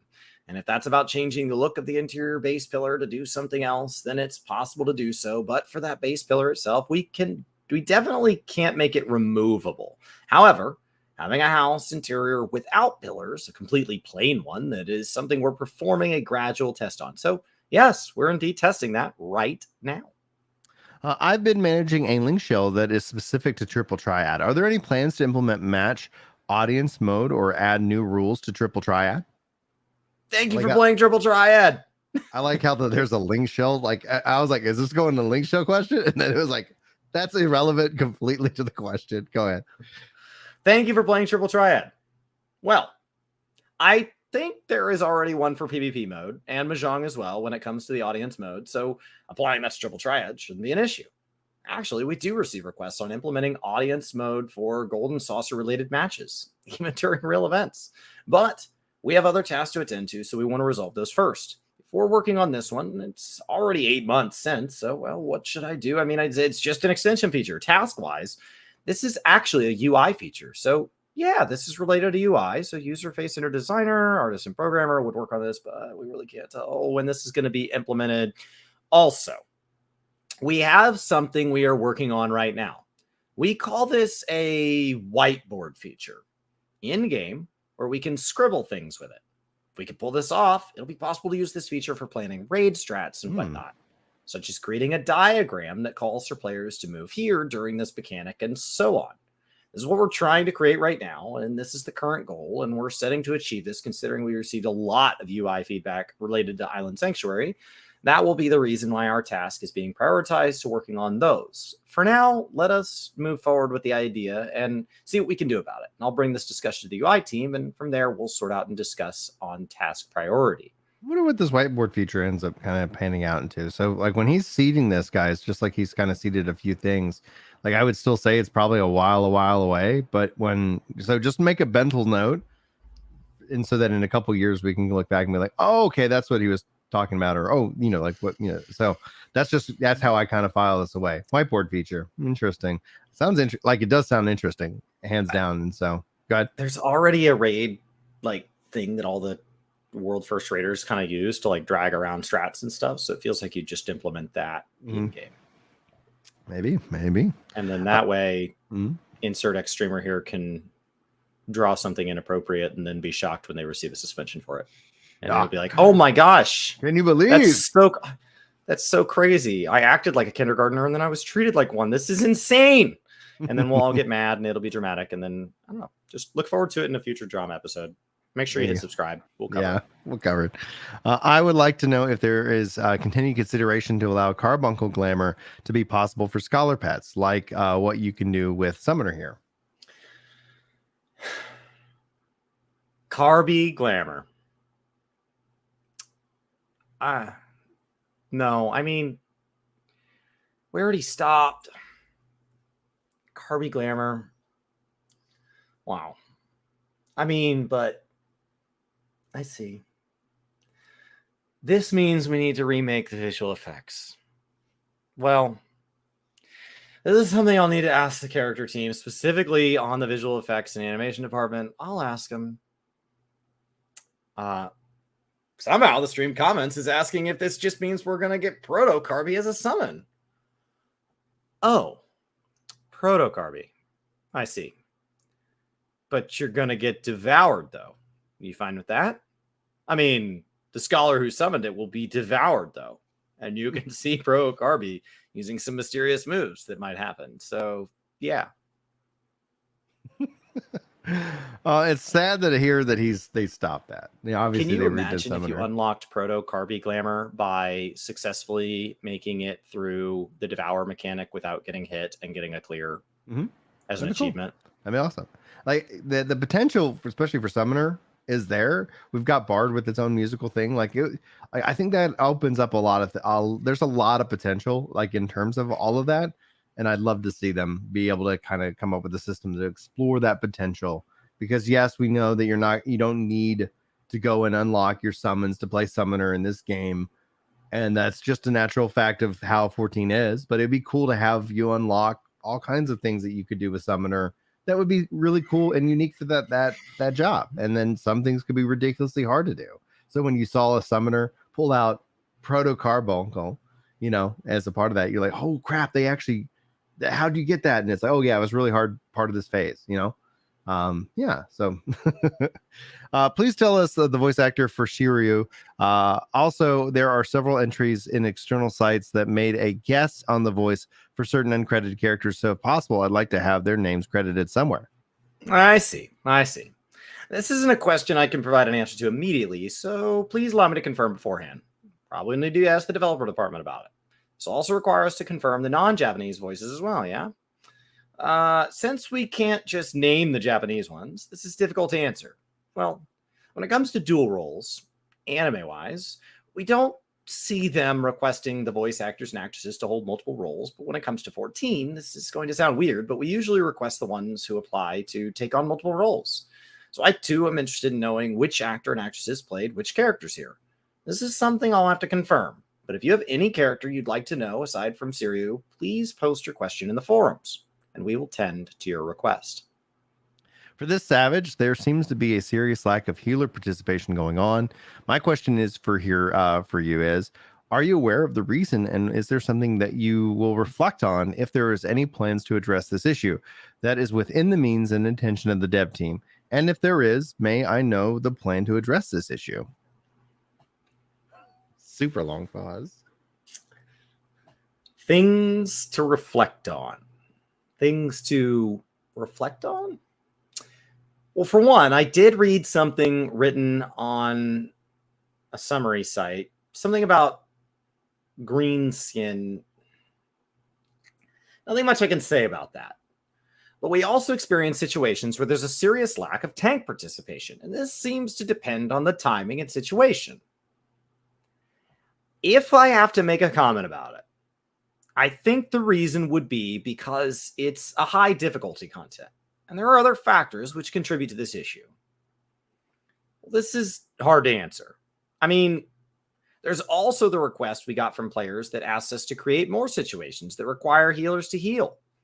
And among things that is asked of us, so in this case, due to certain circumstances and a certain wall which caused deviations or biases to occur, this is definitely a thing after operating this game for a long while. But as for the state of healers right now, I think it's just this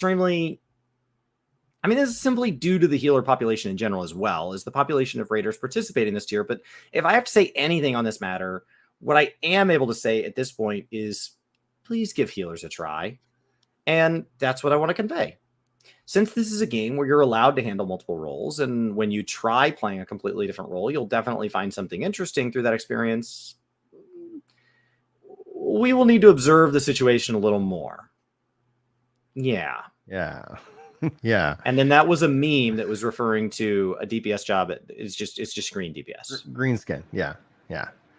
That's what we kind of call it. Like, oh, you're just a green DPS. Like everybody's a DPS, you know, and you just have a faster queue in that regards. It's a really hard tier to heal if you have a tank that's not using their mitigation. And people, the moment they die, blame the healer. So they get a lot of blame, and they have a really hard job this tier. Mm-hmm.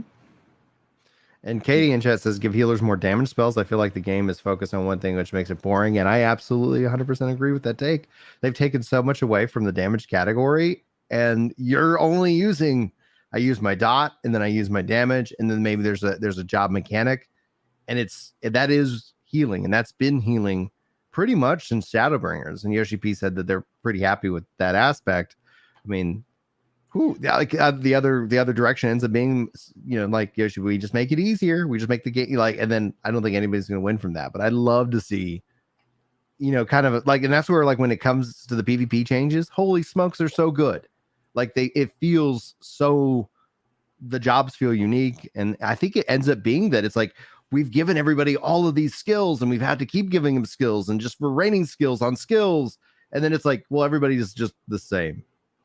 And that's not fun, right? So like maybe the solution ends up being like, well, okay, let's take a look at what their identity really is, and let's pare that down and really kind of, you know, bring it together. I don't know ultimately what direction they're going to go, but I do, like, as somebody who does a lot of healing, like I feel like White Mage was way better even in the Stormblood, but in Heaven's Word for sure. Like it just felt like there was so many more things that I could operate with.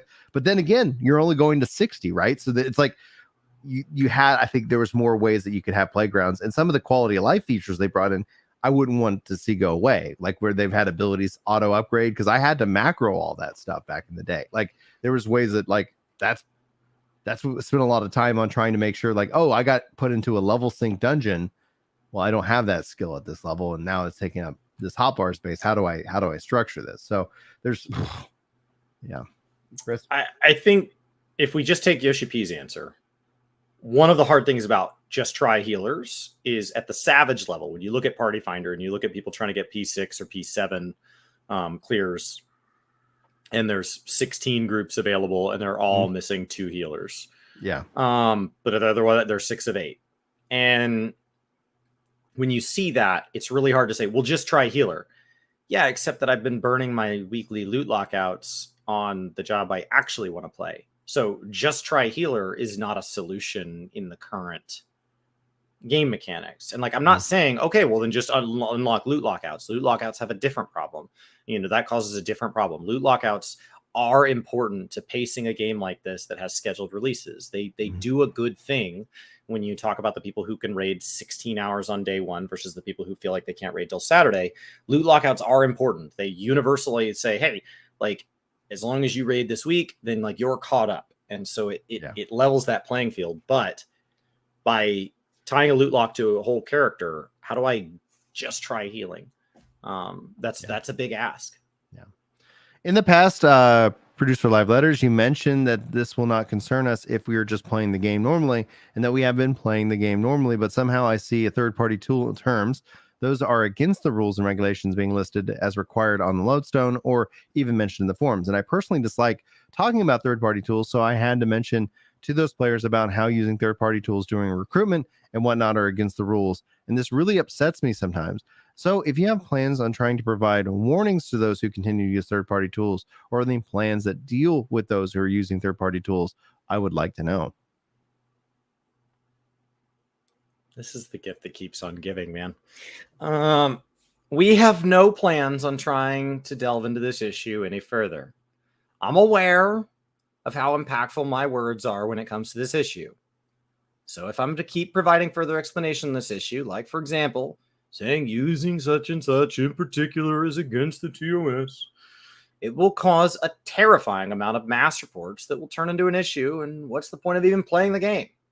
So yeah, if you were to ask me if I would go out of my way to crack down on third-party sites that upload everyone's data, just in case you guys don't know what this site is, and I am well aware of how much of a nuisance that site has caused, having to see the numbers we don't want to see that are normally not displayed in game and then get told about it. As mentioned before, if we are told that this concerns personal issues, it's not something we could do. This is something we have to keep fighting with. And this could end up really unhealthy. Of course, if we could quash them for causing troubles, we would have done it already. But still, I mean, this is related to the conversation we had earlier, but defining all things in a black and white manner is something I find it stiff. Of course, this depends on personality as well. My real intention is to create things that are fun. And that's what I've been doing up until now. And I try to avoid doing things that cause people to feel discomfort. Still, this is getting out of topic, but I believe I've been saying more than what I should have on this matter. Be it as a member of this company, as a board director, as a gamer, in personal capacity, and as someone who obtained full trust from the company, I've likely touched on this topic more than I should have. So I don't think I'll be able to step into this issue anymore. And I think we've had enough debates about this. So yeah, I don't want this game to end up a game that mainly cracks down on things. And I don't want to create a game like this either. If we have to remove everything, then we might as well not work on the game. And it'll be a game where everything becomes a mess.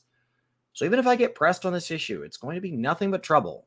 So I apologize, since this is going to be the answer I'll provide for now. I'm proud of him for that. It's like, seriously, it's the witch hunting mindset, but I still hope that they get that relationship with these third parties in terms of what people are using and then brings it in, which is what should have been doing all this time. So it's a, I don't know what do people want. Things like the balanced Discord and stuff. He has talked about using some of these discussion Reddits and stuff to inform his stat priority. So like, he as a player gets value from it. Mm-hmm. He as a board director has to protect Square Enix's interests, which is never to take and let their stuff be used by a third party with no control monetization. There's no benefit. It can only be neutral or bad for them. So Square Enix's official policy is, if it doesn't benefit us, don't do it. And him as a player, he's like, I get why people want this info. And he's just stuck there. And people are like, he should just be really clear. You don't want that. You don't want that. I don't know if any of you ever had a parent like that, you know, you said, hey, can I go to my friends on Friday? And they said, I don't know yet. We have to see what the schedule's doing. Well, can't you just give me an answer? I can. If I have to give you an answer right now, the answer's going to be no. So do you want me to answer? And as somebody that's trying to make a game that's just fun, there are people out there that are trying to use this information to teach and to grow and to learn. And, you know, I think when you have people that are trying to just improve and they're not hurting anybody else, especially since some of these third-party add-ons are used to help people with like visual and hearing disabilities and all that. So like, yes, there are people that take it too far, and we can all think of those examples, but you also have a lot of people that are just minding their own freaking business. Yeah. Oh, yeah. All right. Recently, it seems that Carbuncle isn't really active in battle, and there's no increase in glamour for Carbuncles. Furthermore, they disappear whenever I use fashion accessories. I understand that this is due to specific issues, but I feel really bad for Carbuncle, so I want to know if they have any plans on propping up Carbuncle. So, question about all things Carby. Putting something up that props up Carby, you say? Well, yeah, I see. When it comes to issues that require us to do something about display priority and whatnot, yeah, Carby gets brought up when it comes to the pinpointing of the issues. Well, about Carbuncle, we do want to think of developing items and whatnot, which is the theme is related to Carbuncle. But if you're asking whether we have any immediate plans, then what I can say here is that we are considering something on Carbuncle's ancestor, which is Proto-Carbuncle. Like their ecology, the way they attack and whatnot, please allow us to consider on this idea for now until we can come out with something about it. Personally, if they make it to where Carbuncle has just some kind of attack, he's doing something, that would make all the difference to me. They already have those animations done. it just feels like that would be something more natural and akin to summoner, as opposed to just potency buffs on their abilities or something like that. What do you think? I think as a design, he's talked about how his objectives and his team's objectives for Final Fantasy make pet classes in this particular game very hard to solve for. Mm-hmm. And so they've slowly stripped that out. And so to go backward on that feels like, well, then either those things aren't true, or they're taking a new direction. And in which case, either way, I would expect a longer explanation than he can give here. Yeah. So I don't know. It's hard, right? It's why when people say Beastmaster, I'm sure internally they're like, how? Right. Right? Like, how can we do that job justice without... Like, if we feel that pet classes and our combat system just don't marry well together, we would either have to insult our combat system or insult Beastmaster to put it in game. Yeah. All right. When doing custom deliveries like the Zolo and Manigo, and when purchasing the materials, I would sometimes like to make a mistake, and I brought the component materials instead of just the component. And since recent custom deliveries only require the component instead of needing component materials, are there any plans to unify them or remove the component materials? On that one, we did have a discussion about tidying up these items, so eventually we'll get to it. Although I can't specify which patch exactly. We will eventually get to it. Sorry, we still aren't caught up on that part, so please be patient. Eventually, when that happens, there will be cases where some items can no longer be used, and we'll make an announcement on the lodestone so we get to it. What that means is stop buying stacks of 99 for the handful of people that do that they just stock up. But like, it's just, they're minor amounts of gills, so like, unless you're using it as a gill source, it wouldn't be that big of a deal. Okay. But yeah, it is frustrating when you buy the wrong one. I don't even then correct it with the extra actions. I just toss them in the trash and go buy the correct ones. He's like, all right, good now. Oops. I'm playing this game with keyboard and mouse, and when I right click during combat and turn the camera around, I sometimes end up targeting my party members, and sometimes I got detached from targeting the boss. And somehow this broke my my rotation, and it feels slightly annoying. Will it be possible to add a setting that doesn't allow target switching when right clicking? I think there's a setting that doesn't target when clicking on self, but there's a setting that doesn't target self, right? It's about the option to on and off target of self. And yes, it's available. Is this not possible? Sorry, but this is a question that I don't have confidence in answering. Even the stream comments seem to be divided on the issue. This option is available for self, yes? Only for own character? An option where it doesn't click on other party members. I see. Isn't this possible? No? Since the party member info is obtainable, then if we want to do it, it should be possible. Yeah, it should be possible. I'll be asking the dev members about this, but I wonder if there were elements that hinder that possibility. Still, yes. I'll ask the dev team about it. Yeah, I think that usually probably means there's going to be a positive move on that ultimately, because you can filter, for party members as a part of controller play and things like that. And so this is essentially just saying like, hey, I'm going to right click, and they already have that for turning off self. So from a dev perspective, like, I don't think it's going to happen right away, but yeah, that's generally like, oh, interesting. Good point. Let's look into that. If any new players wonder why the UI is like tabs on windows, on sliders, on boxes, on tabs, on bars, it's because of questions like this. And I don't mean that as a dig. I just mean like, we've gotten there through continued feedback on, we built the game the way we play it, and then they have continued supporting. So every time you ask questions like this, they're going to add more. They generally say like, if this is possible, we'll add it. And they generally do. It's slow, so you have to be patient, but it does get added. This is a question regarding the 4th floor Savage P8S on the Savage content, which includes the DPS check required. It's definitely a challenging content. The healing check for the second half of the battle was really tight, and compared to the Dragonsong Reprise DSR, I felt that there were certain parts of the second half of the battle that contains healing checks that is required, which is comparable to what Ultimate would require. Personally, I welcome the increase in healing intensity, but this causes the parties to be lack of healers when it comes to PF recruitment and be progging weekly clears. So I wonder what your thoughts and opinions are on the matter. Okay, I meant this to happen before, but if I give an answer to one question, it won't work on the other one. Right. We are told that healers are free, which is why healers tend to focus on have free time, which is why they tend to focus on firepower instead. We should give healers more situations where they need to heal. and we increased the healing work required. I mean, for the entire expansion, we did it, but as expected, this happens. So what are we supposed to do now? Oh God, if I should be the one trying to discuss with you guys here. I mean, yeah, I knew this will definitely happen. I mean, I thought we achieved quite a good balance here. Well, yeah, I mean, if I have to start decreasing the difficulty, I'll get comments saying it's too lax. Well, we'll need data. Either way, we did indeed increase the intensity for sure. Although this was the balance that was asked of us. I mean, this is personal disparity. Yeah, there are healers who are completely fine with this tuning, and there are other healers that would say, this is too hard. I can't do this. Yeah, I apologize, but please allow us to continue to ponder on this matter and find out what is best. And this is what we can do for now. How much of this is them having trained healers to be green DPS as opposed to like actually being healers? And then all of a sudden this kind of ends up feeling like a content shift. And so if you were just being a healer for the fast Q, which I've played with green DPS healers, like they're like, I'm not here to heal. I'm here to put out as much damage as possible. That's what I'm here to do. And that's what they do.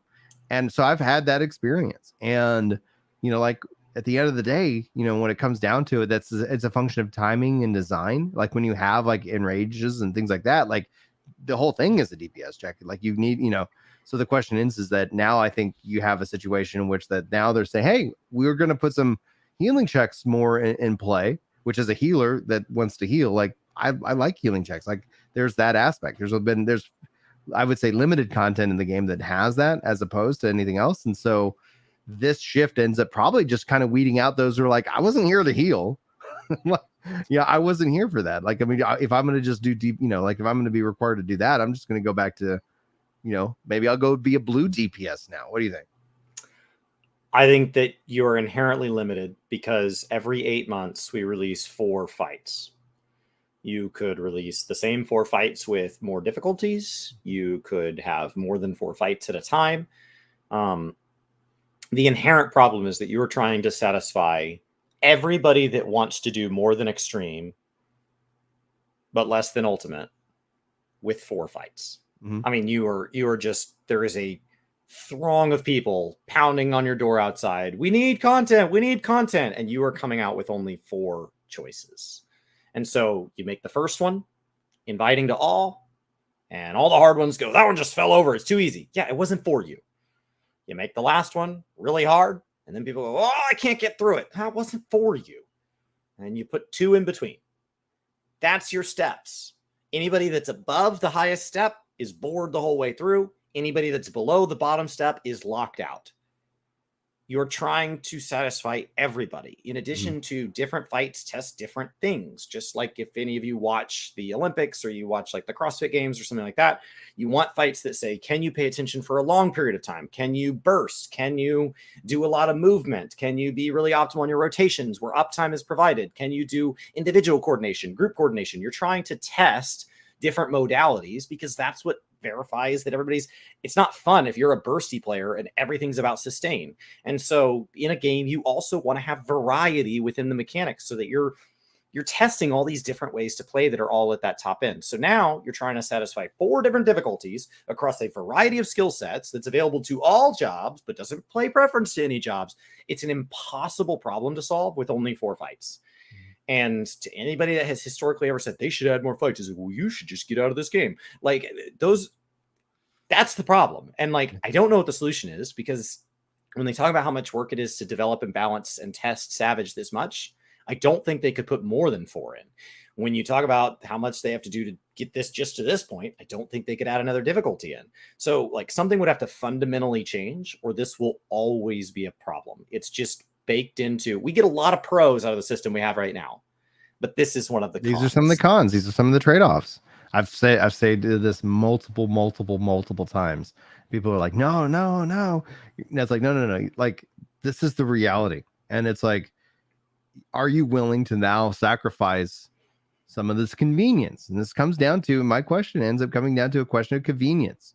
I even saw a video recently from Narc. I haven't finished watching it, talking about how convenience, struggle within MMOs. And ultimately, like, there is a weird line that you have to walk, because there are some things that are like really enjoyable, but you can over convenience the game and to a degree that it ends up losing the thing that you love. And I think essentially you have to start figuring and looking into that. And that's where I hone in on matchmaking. I use matchmaking, but I know I've played games that don't have matchmaking, and those games have much more interesting dungeons. They have much more interesting PvE content, because they can design the content for the, differently, for that, as opposed to like, oh, if we're going to just put people into this together, we're going to have to make choices, because and this comes down to also the idea of the idea of the clear.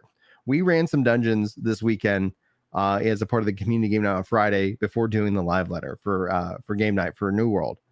We did not clear any dungeon, but we actually got rewarded all along the way. The reward wasn't the clear of the dungeon. The reward was the experience. And we also got stuff that actually people progressed, even though we did not get a clear. And so it's also in its design that says like oh, this content is meant to be cleared versus this content is meant to be a struggle, but you will get rewarded along that struggle. And that's a core design philosophy. There is that matchmaking, there is that design in and of itself. And that's why like New World does dungeons better. But that's my personal opinion. Better ends the up trade-off being, is how many dungeons do they get per year? Oh, we like in terms of volume, right? Per annum, how many do they get? Right now we're assuming 4 a year. Right. And so like you're like when the scope in and of right? Exactly. Right. So what's the trade-off? What is the better solution? Everybody's going to come up with a different answer than me in that regards. But I go and find like, because a lot of the guys that were running with this, just as a context, are 14 players. And they were like, I'm so sorry. Like I wasn't geared up enough to get the clear on this dungeon. I was like, dude, we all got bonuses and rewards, and we got loot. No worries. Like we got all, like this was so much fun. Like the struggle will also make when we do get a victory that much sweeter. But the fact is that we can go and run just this section over and over again as practice, and you're still getting item drops that are better than what you have because of how the system's structured. But that's the thing, is that your ultimate reward is not the final boss. That's not where you get your like bonus in terms of progression. So in 14, clearing the final boss is how you get your tomes, how you do all these. And I'm not saying, for me, like I prefer this option over that option, but literally it's just a design question, right? Where is the reward? Where's the structure? And 14 has said it's really focusing around the clear. The clear is essentially kind of the bigger payout as opposed to just the overall run experience. I don't know. I unfortunately I can't see Twitch chat because we were having those connection issues. So I don't know if anybody's over there weighing in saying like that moron, Brian. No, I think the solution is back to the New Game Plus solution. Next expansion, they have talked about adding 8-man support to trusts because they want the MSQ trials to be clearable.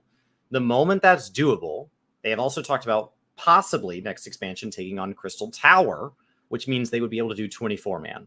You can do 24-man and 8-man trusts. If the system is capable of that, then there is technically nothing except for work stopping them from supporting day and date trial, alliance raids, and raids, because they're just 8-mans. The moment you can make trusts, especially if they had mix and match trusts available for clearing the raid content, that becomes your LFR. That's your story mode. You can go in and Thancred can carry the content for you. Thancred, this is Thancred. Let's get a clear. That's fine. And the moment that's doable, we can step up what the entry level normal is. And that can now act as our medium, which might allow P4N to surpass what is currently P1S. And that moves everything up a little bit. Because right now, basically, P1 is meant to be something you can clear. P2 is not meant to be that much harder. And then there's a jump. And then we have P. So really, it's 2 for the people who this is their first tier, 2 for the people who have done this before. But that would allow us to maybe shift to where we get what feels like that 5th fight. That P8S being this truly savage experience.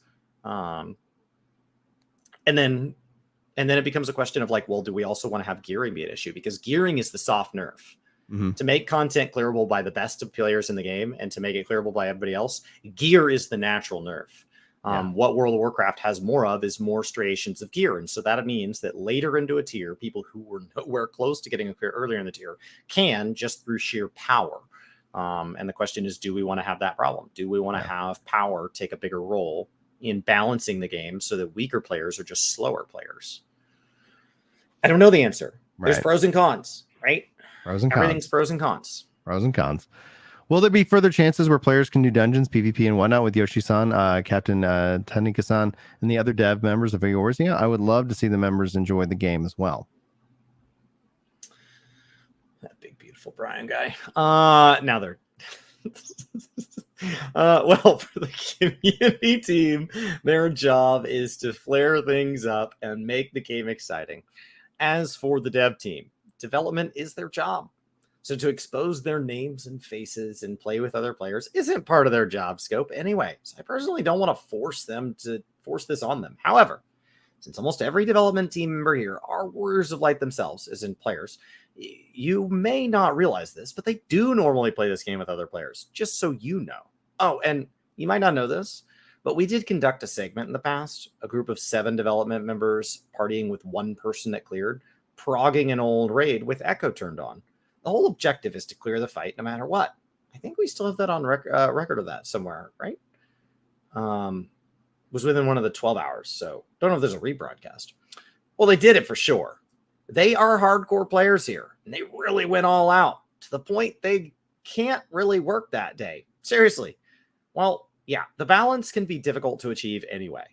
Well, even if I actually play the game a lot, and I do have a lot of players praise my skill and so on, but there are much more higher skilled players out there, yeah? So yeah, I don't really want to force this on the development staff, and I don't want them to go through such trouble. You may think I can do this without facing issues much, but I can tell you that it's tiring. Really, imagine working really hard on a game, getting salary proportional to the work done, and then on top of that, going through players commenting they're good or they suck. Yeah, then they might get sick of it and might request work on other teams. I mean, we'd be more than glad to have something if development members are up for it, but for now, we can't have that. No, that would be a. Oh, and imagine then you're having a bad day, and it's like no. Like the anonymous aspect, especially devs can get like real feedback without being like, oh hey, yeah. I would if I was working on this game, out like the non-content creator aspect, because I'd have to disclose like, hey guys, I'm working on the game and just letting you know, blah blah. But like in-game playing, like I would literally not let anybody know that, because then I can get a real honest take as opposed to one way or the other, in that regards. All right. I love taking screenshots and I use G-Post a lot, but there could be a possibility to add more slots where I can save my camera layout settings. This should be possible if this relates to client save side. We should be able to increase them. So allow me to relay your request. Yeah, client save side, baby. Server save side, that becomes more complex. Like, okay, how do we we're talking millions of players. Where are we storing the data? It's a space issue. So for guys who are interested in development, when it comes down to kind of any project planning, you think about what's called space complexity and time complexity. So time to essentially process and get the results, etc. Space complexity is the how is it stored, how is it managed, and you can have multiple different ways of storing data. Some that are really fast, some that aren't. Some some that are loosely coupled, some that are like really tightly related. And so it just comes down to like, yeah. So client side, it's like, oh, if we're going to save this on your own computer, that becomes a lot of an easier ask, because then it's like, oh, you're out of space, you figure it out. Like you figure out where you clean up your hard drive. I'm not having to worry about like, oh, sorry, we lost your data. I know that was important to you. Do you have any plans on selling Soken themed acrylic stands? I'd be happy to buy them as an OMOG for Final Fantasy related goods as possible. I want Yoshida themed acrylic stands as well. Well, sometimes when we create something as a joke, there'll always be ideas popping up to make them actual goods. And I hate that. I really dislike them. Even when it's about the Wandering Minstrel, I was pestered about it. So I okayed it until today. And until today, I still regret that decision. It's not needed. Really not necessary at all. I mean, we have the background music related quiz segment earlier, yes? I seem to remember there was a time that we had a t-shirt with Soken's face slapped on it. And somehow we made it a lottery prize, sent it off as a present, right? Wait, what? What about me making somebody cry? What? Okay, so you mean about me saying there's no acrylic stand? No, I'm sorry about this. I'm happy that you express your interest here, but I mean, just a what if, okay? Imagine being told by the masses, look at these people, they themselves having that much commercial worth. So yeah, please think of it from our point of view as well. Just think that we're going to receive comments like, look at these people printing their faces on a t-shirt of themselves acrylic stands and thinking it can be sold as goods. And it really cost us. We understand people would buy it, but we're definitely going to receive negative comments about it. I mean, we definitely get told about it. Really. We definitely receive negative comments about it. About the Lalafell oh no mo. There's stuff in chat going on at the same time. I mean, if we can earn an income by selling ourselves through goods and whatnot, and if this is our job, then I'm fine with it. Anyway, I mean, I can become a YouTuber myself after retiring as a game designer. And when that happens, sure, I can come up with Yoshida goods and whatnot. I would even do something like Yoshida Cafe or even open up a Yoshida bar or something like that. I'd even open up something like a Yoshida pension for Warriors of Light and, do snowboarding together. But this is not the case right now. I know that Soken isn't here to answer this question right now, but I myself available as free materials. Oh, yeah. I'm reminded of a story where someone made a Yoshida-themed bag during the last FanFest.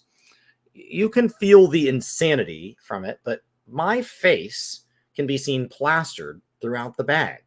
A bag that's full of photos of Yoshida plastered all over it. I told them that, yeah, I do appreciate someone thinking so highly of me, but as long as this is made as a derivative work and not for sale, I'd be fine with it. You can also find quite a number of free materials for Soken as well, so I'd appreciate if you just work with what's available. Foxconn says, sorry that I have to do something where the horror story to tell, but just look at the in-game chat that the player is actually the one who created the Yoshi thing. Yoshi says, oh, thank you. Really. Thank you for your time, but it really shocked me. Imagine your face around the bag. 360 degrees. Yeah, I'm sorry. I love the music at 14, so I've been collecting the orchestrions. There are songs that are listed on the Lodestone more than 2 years ago, but is not attainable in game. So I want to know if there are plans for us to obtain them. Oh my. I think it's better for us to check this. You mean songs that are available in the Lodestone database? Yes. I'm sure those songs are the ones that were meant to be implemented as a prize for some tricky reason, registered as entries on the Eorzean database. I seem to remember that we have something planned for this, and a certain manager goes, well, if it's somewhat missing, we'll be making them available as purchasable items. Let me confirm that beforehand. All right.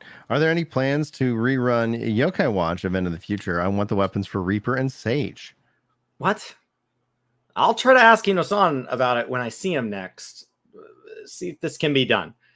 I do think Hino-san would be happy about it and go, yeah, please do, though. I really love the Fat Chocobo hat and always play the game with the hat on, so I want to know if you can make it dyeable. There was a Lalafell wearing the Fat Chocobo that asked this, it seems.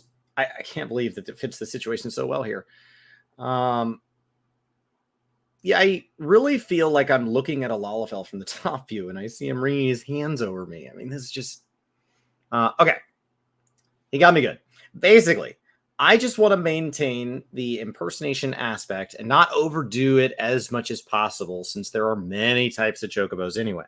I will have to confirm this with Hayashi, who's responsible for item-related stuff. So, yeah, I'll let him know. Gotta say, though, this picture is slick. I find this amazing. Look at all this guy coming at me begging for it. It's amazing, I tell you. Sometimes that Lalafell would just raise his head. The Lalafell then looks at the camera. See that? I'd say, okay, let me just say this. Please bring forward the idea. Thank you. That's good. Yeah, he won for sure. All right, let's see here. Hi there. I'm an old warrior light who is around the same age range as Yoshi-P. Oh, I've cleared all Savage and Ultimates released so far. That's amazing. So I am interested to know and how many players around 50 years old have cleared high difficulty raids. I'm really interested in the age range here, so I'm hopefully I can use this data to encourage other warriors of light of the same age as well. I see. But to tell the truth, to link age with those who cleared is one data we don't possess because I think it's kind of rude to do so. Naturally, we do consider the trends in age distribution, gender distribution, or continued duration of 14 players as marketing and promotional ideas data, but still, we don't really consider age range when it comes to raid clears. So I have no idea on the exact number, but I do think there are a lot of them who cleared. But still, I don't think there are many who cleared all Savage and Ultimates to begin with. Still, when you ask about providing courage, I think you are the courage yourself. Our courage, that is. Don't worry, me, you, those around 50 or those beyond their 60s or 70s. Just think of ourselves as the light bringer. That should be enough, yes? Let's go with that. Let's go with that. Instead of thinking how many people around, think as ourselves as the ones left, bringing the light unto others, and live with the feeling in mind. Years ago, you mentioned that there's a huge hurdle to get past when collaborating with Kingdom Hearts series. So, is this still a possibility? Of course, I'd be fine with just the characters from Square Enix aside, even though I don't think Square Enix actually owns those characters. Of course, I'd be fine with us providing. I'm aware of the other side needs to prove when it comes to costumes and weapons and so on. And I'm still right and assuming so. I'll also say we probably wouldn't want Disney anywhere near 14 in terms of any kind of connection. But anyway, Chris, I'll let you jump in. Yeah, it's as you said. I mean, I don't really want a simple collab with just costumes as a reward. When it comes to Kingdom Hearts, definitely it'll involve something like the characters, story, and lore of that series. And we would like to connect our world with theirs as well. In other words, a crossover is something I would want to do. When it comes to this, it becomes something where I cannot say anything about it, nor can I promise anything. So if I don't do something like increasing 5% of the player's sub fee, this definitely won't be a reality for now. This isn't a possible, yeah. You think of it as something that can be easily done, but I got to tell you that the business world isn't a gentle one when dealing with such a huge company situated in North America, the one that is dominating the entertainment industry around the world. And you take things lightly, you're going to get told that you're some really ignorant fella who knows nothing about that world. Yeah. Well, I bet they want a fat check to even take that meeting. Yeah. Like, wait a minute. They bought Fox. Why? Because we can. Do you guys like sports? I don't know, but we're buying them. Yeah. I'm currently in a second year university student who's majoring in robotics, and I got hooked with playing 14 3 years ago and now aiming to join Square Enix.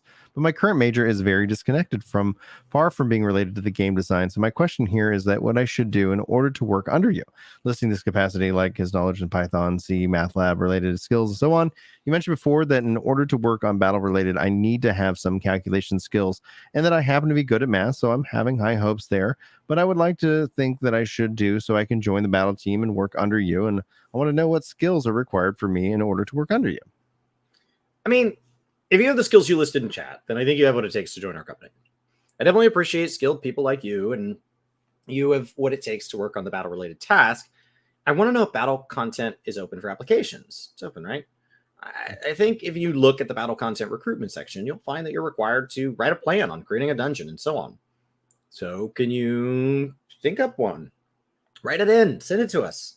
I mean, we have Nakagawa, who's originally an assembler and worked on things completely unrelated to the game, and he joined us with an engineering background. So I think it's possible. So just look at the recruitment section, and you'll be asked to send us an assignment. If you truly love Final Fantasy XIV, you can definitely cook up something about it. Content you thought up on your own. So please give it a try. One of the good things about our company here is that we're not a company where you can no longer try after your application gets rejected. Our company will always be open for you to challenge again. So if you want to know what you lack and so on. Even if you don't have what it takes right now, I think this is something we can let you know about. Just come out with something with your best of ability, something you spent effort on and so on. Just think of creating something with the purpose of learning from it. And with perseverance, come up with a battle content and its specification that's unique to you and submit it to us. When it comes to your literacy, well, we're professionals here. We can definitely tell. So please give it a try. To tell the truth, we don't have requirements on what programming language you should know. And as a game designer, as long as you have logical thinking, I mean, I can do C, C++, C#, but the first thing I used was COBOL.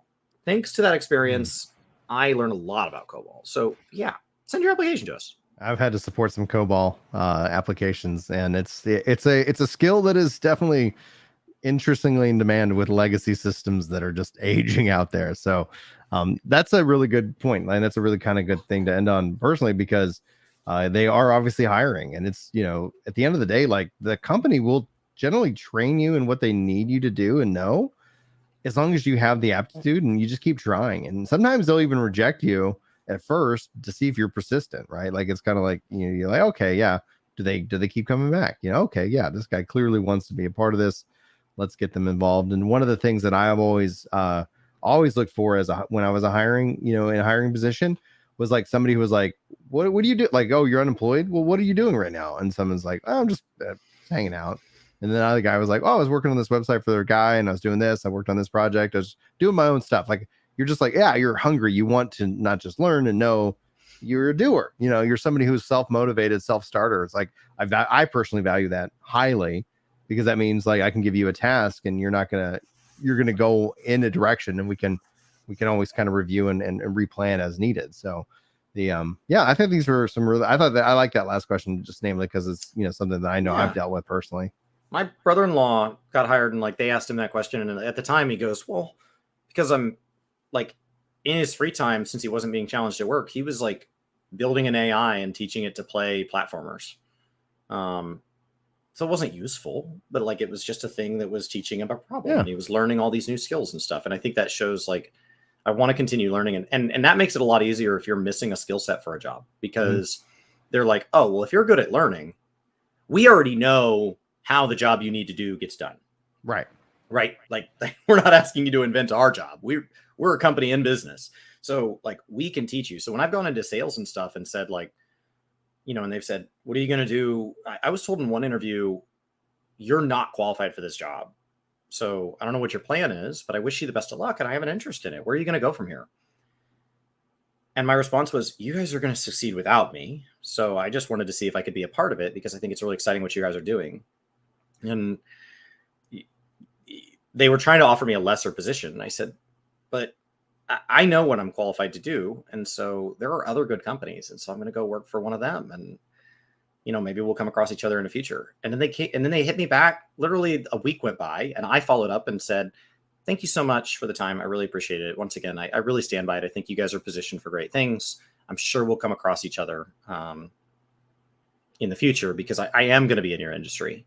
And it was just really great to get to spend that time with you. And then they hit me with a job offer. Like, they were literally it was just a test of like, you might be slightly underqualified. Are you really going to push past this? It was just a test. That's all it was. I don't even know that they thought of it as a test. I think they really thought you're not qualified, but like, that doesn't mean the application process is over. Yeah, agreed. So if those are, I know Square Enix is hiring, and especially on the like, if you speak Japanese, man. And that'd be step one, man. Duolingo is available now. Duolingo. I don't know why. If I'd started at the beginning of January, man, think about how far we'd be. Who knows? I wish I just need to figure out. Who knows? I don't have time. Yeah, I don't have time. I just, they're like, all right, pick your things, focus in on that. Feel free to let things slide and let it go. Now, that has been epic. Chris, do you have any final thoughts before we wrap up this? I thought we'd be done at 10, and now it's 11:30. So I'm sure I've got no, we need to talk about what crossovers we want, what we want from 2023. And I guess we'll talk about that Wednesday. Yeah. Maybe Friday. We are doing these Monday, Wednesday, Friday. We start at ideally 7:30 is what we're trying to do. 7:30 CST. We haven't quite been hitting consistently. I'm live over on the Twitch side at 7:30 regardless, but sometimes we can't quite both be available until 8 to do what we need to do, but we are We are trying to do more of these. So let us know what you enjoy about them, what you wish was different, and we'll keep trying to cover this game and share it with you guys. We're having a blast. Absolutely. Thank you all for joining us for this epic podcast show, Q&A and more. This has just been a wild adventure. I appreciate all y'all for your likes, for your hanging out, for your presence, and for your support. Thank you so much. We will see you in the next show, video, highlight, clip, and more. But until then, take care. Boop, boop, boop, boop, boop. All right. Guys, I'm going to hit end broadcast because this is wild. So I put the link in Twitch for Twitch over there. We're trying to get our Twitch numbers up. If you can support, just remember that lurk support is support. So just kind of hanging that, leaving that browser up ends up being a huge amount of help for us. So we appreciate y'all for doing that. So feel free to ride that wave. Otherwise, we'll see you guys in the next time. I'm going to hit end broadcast and let it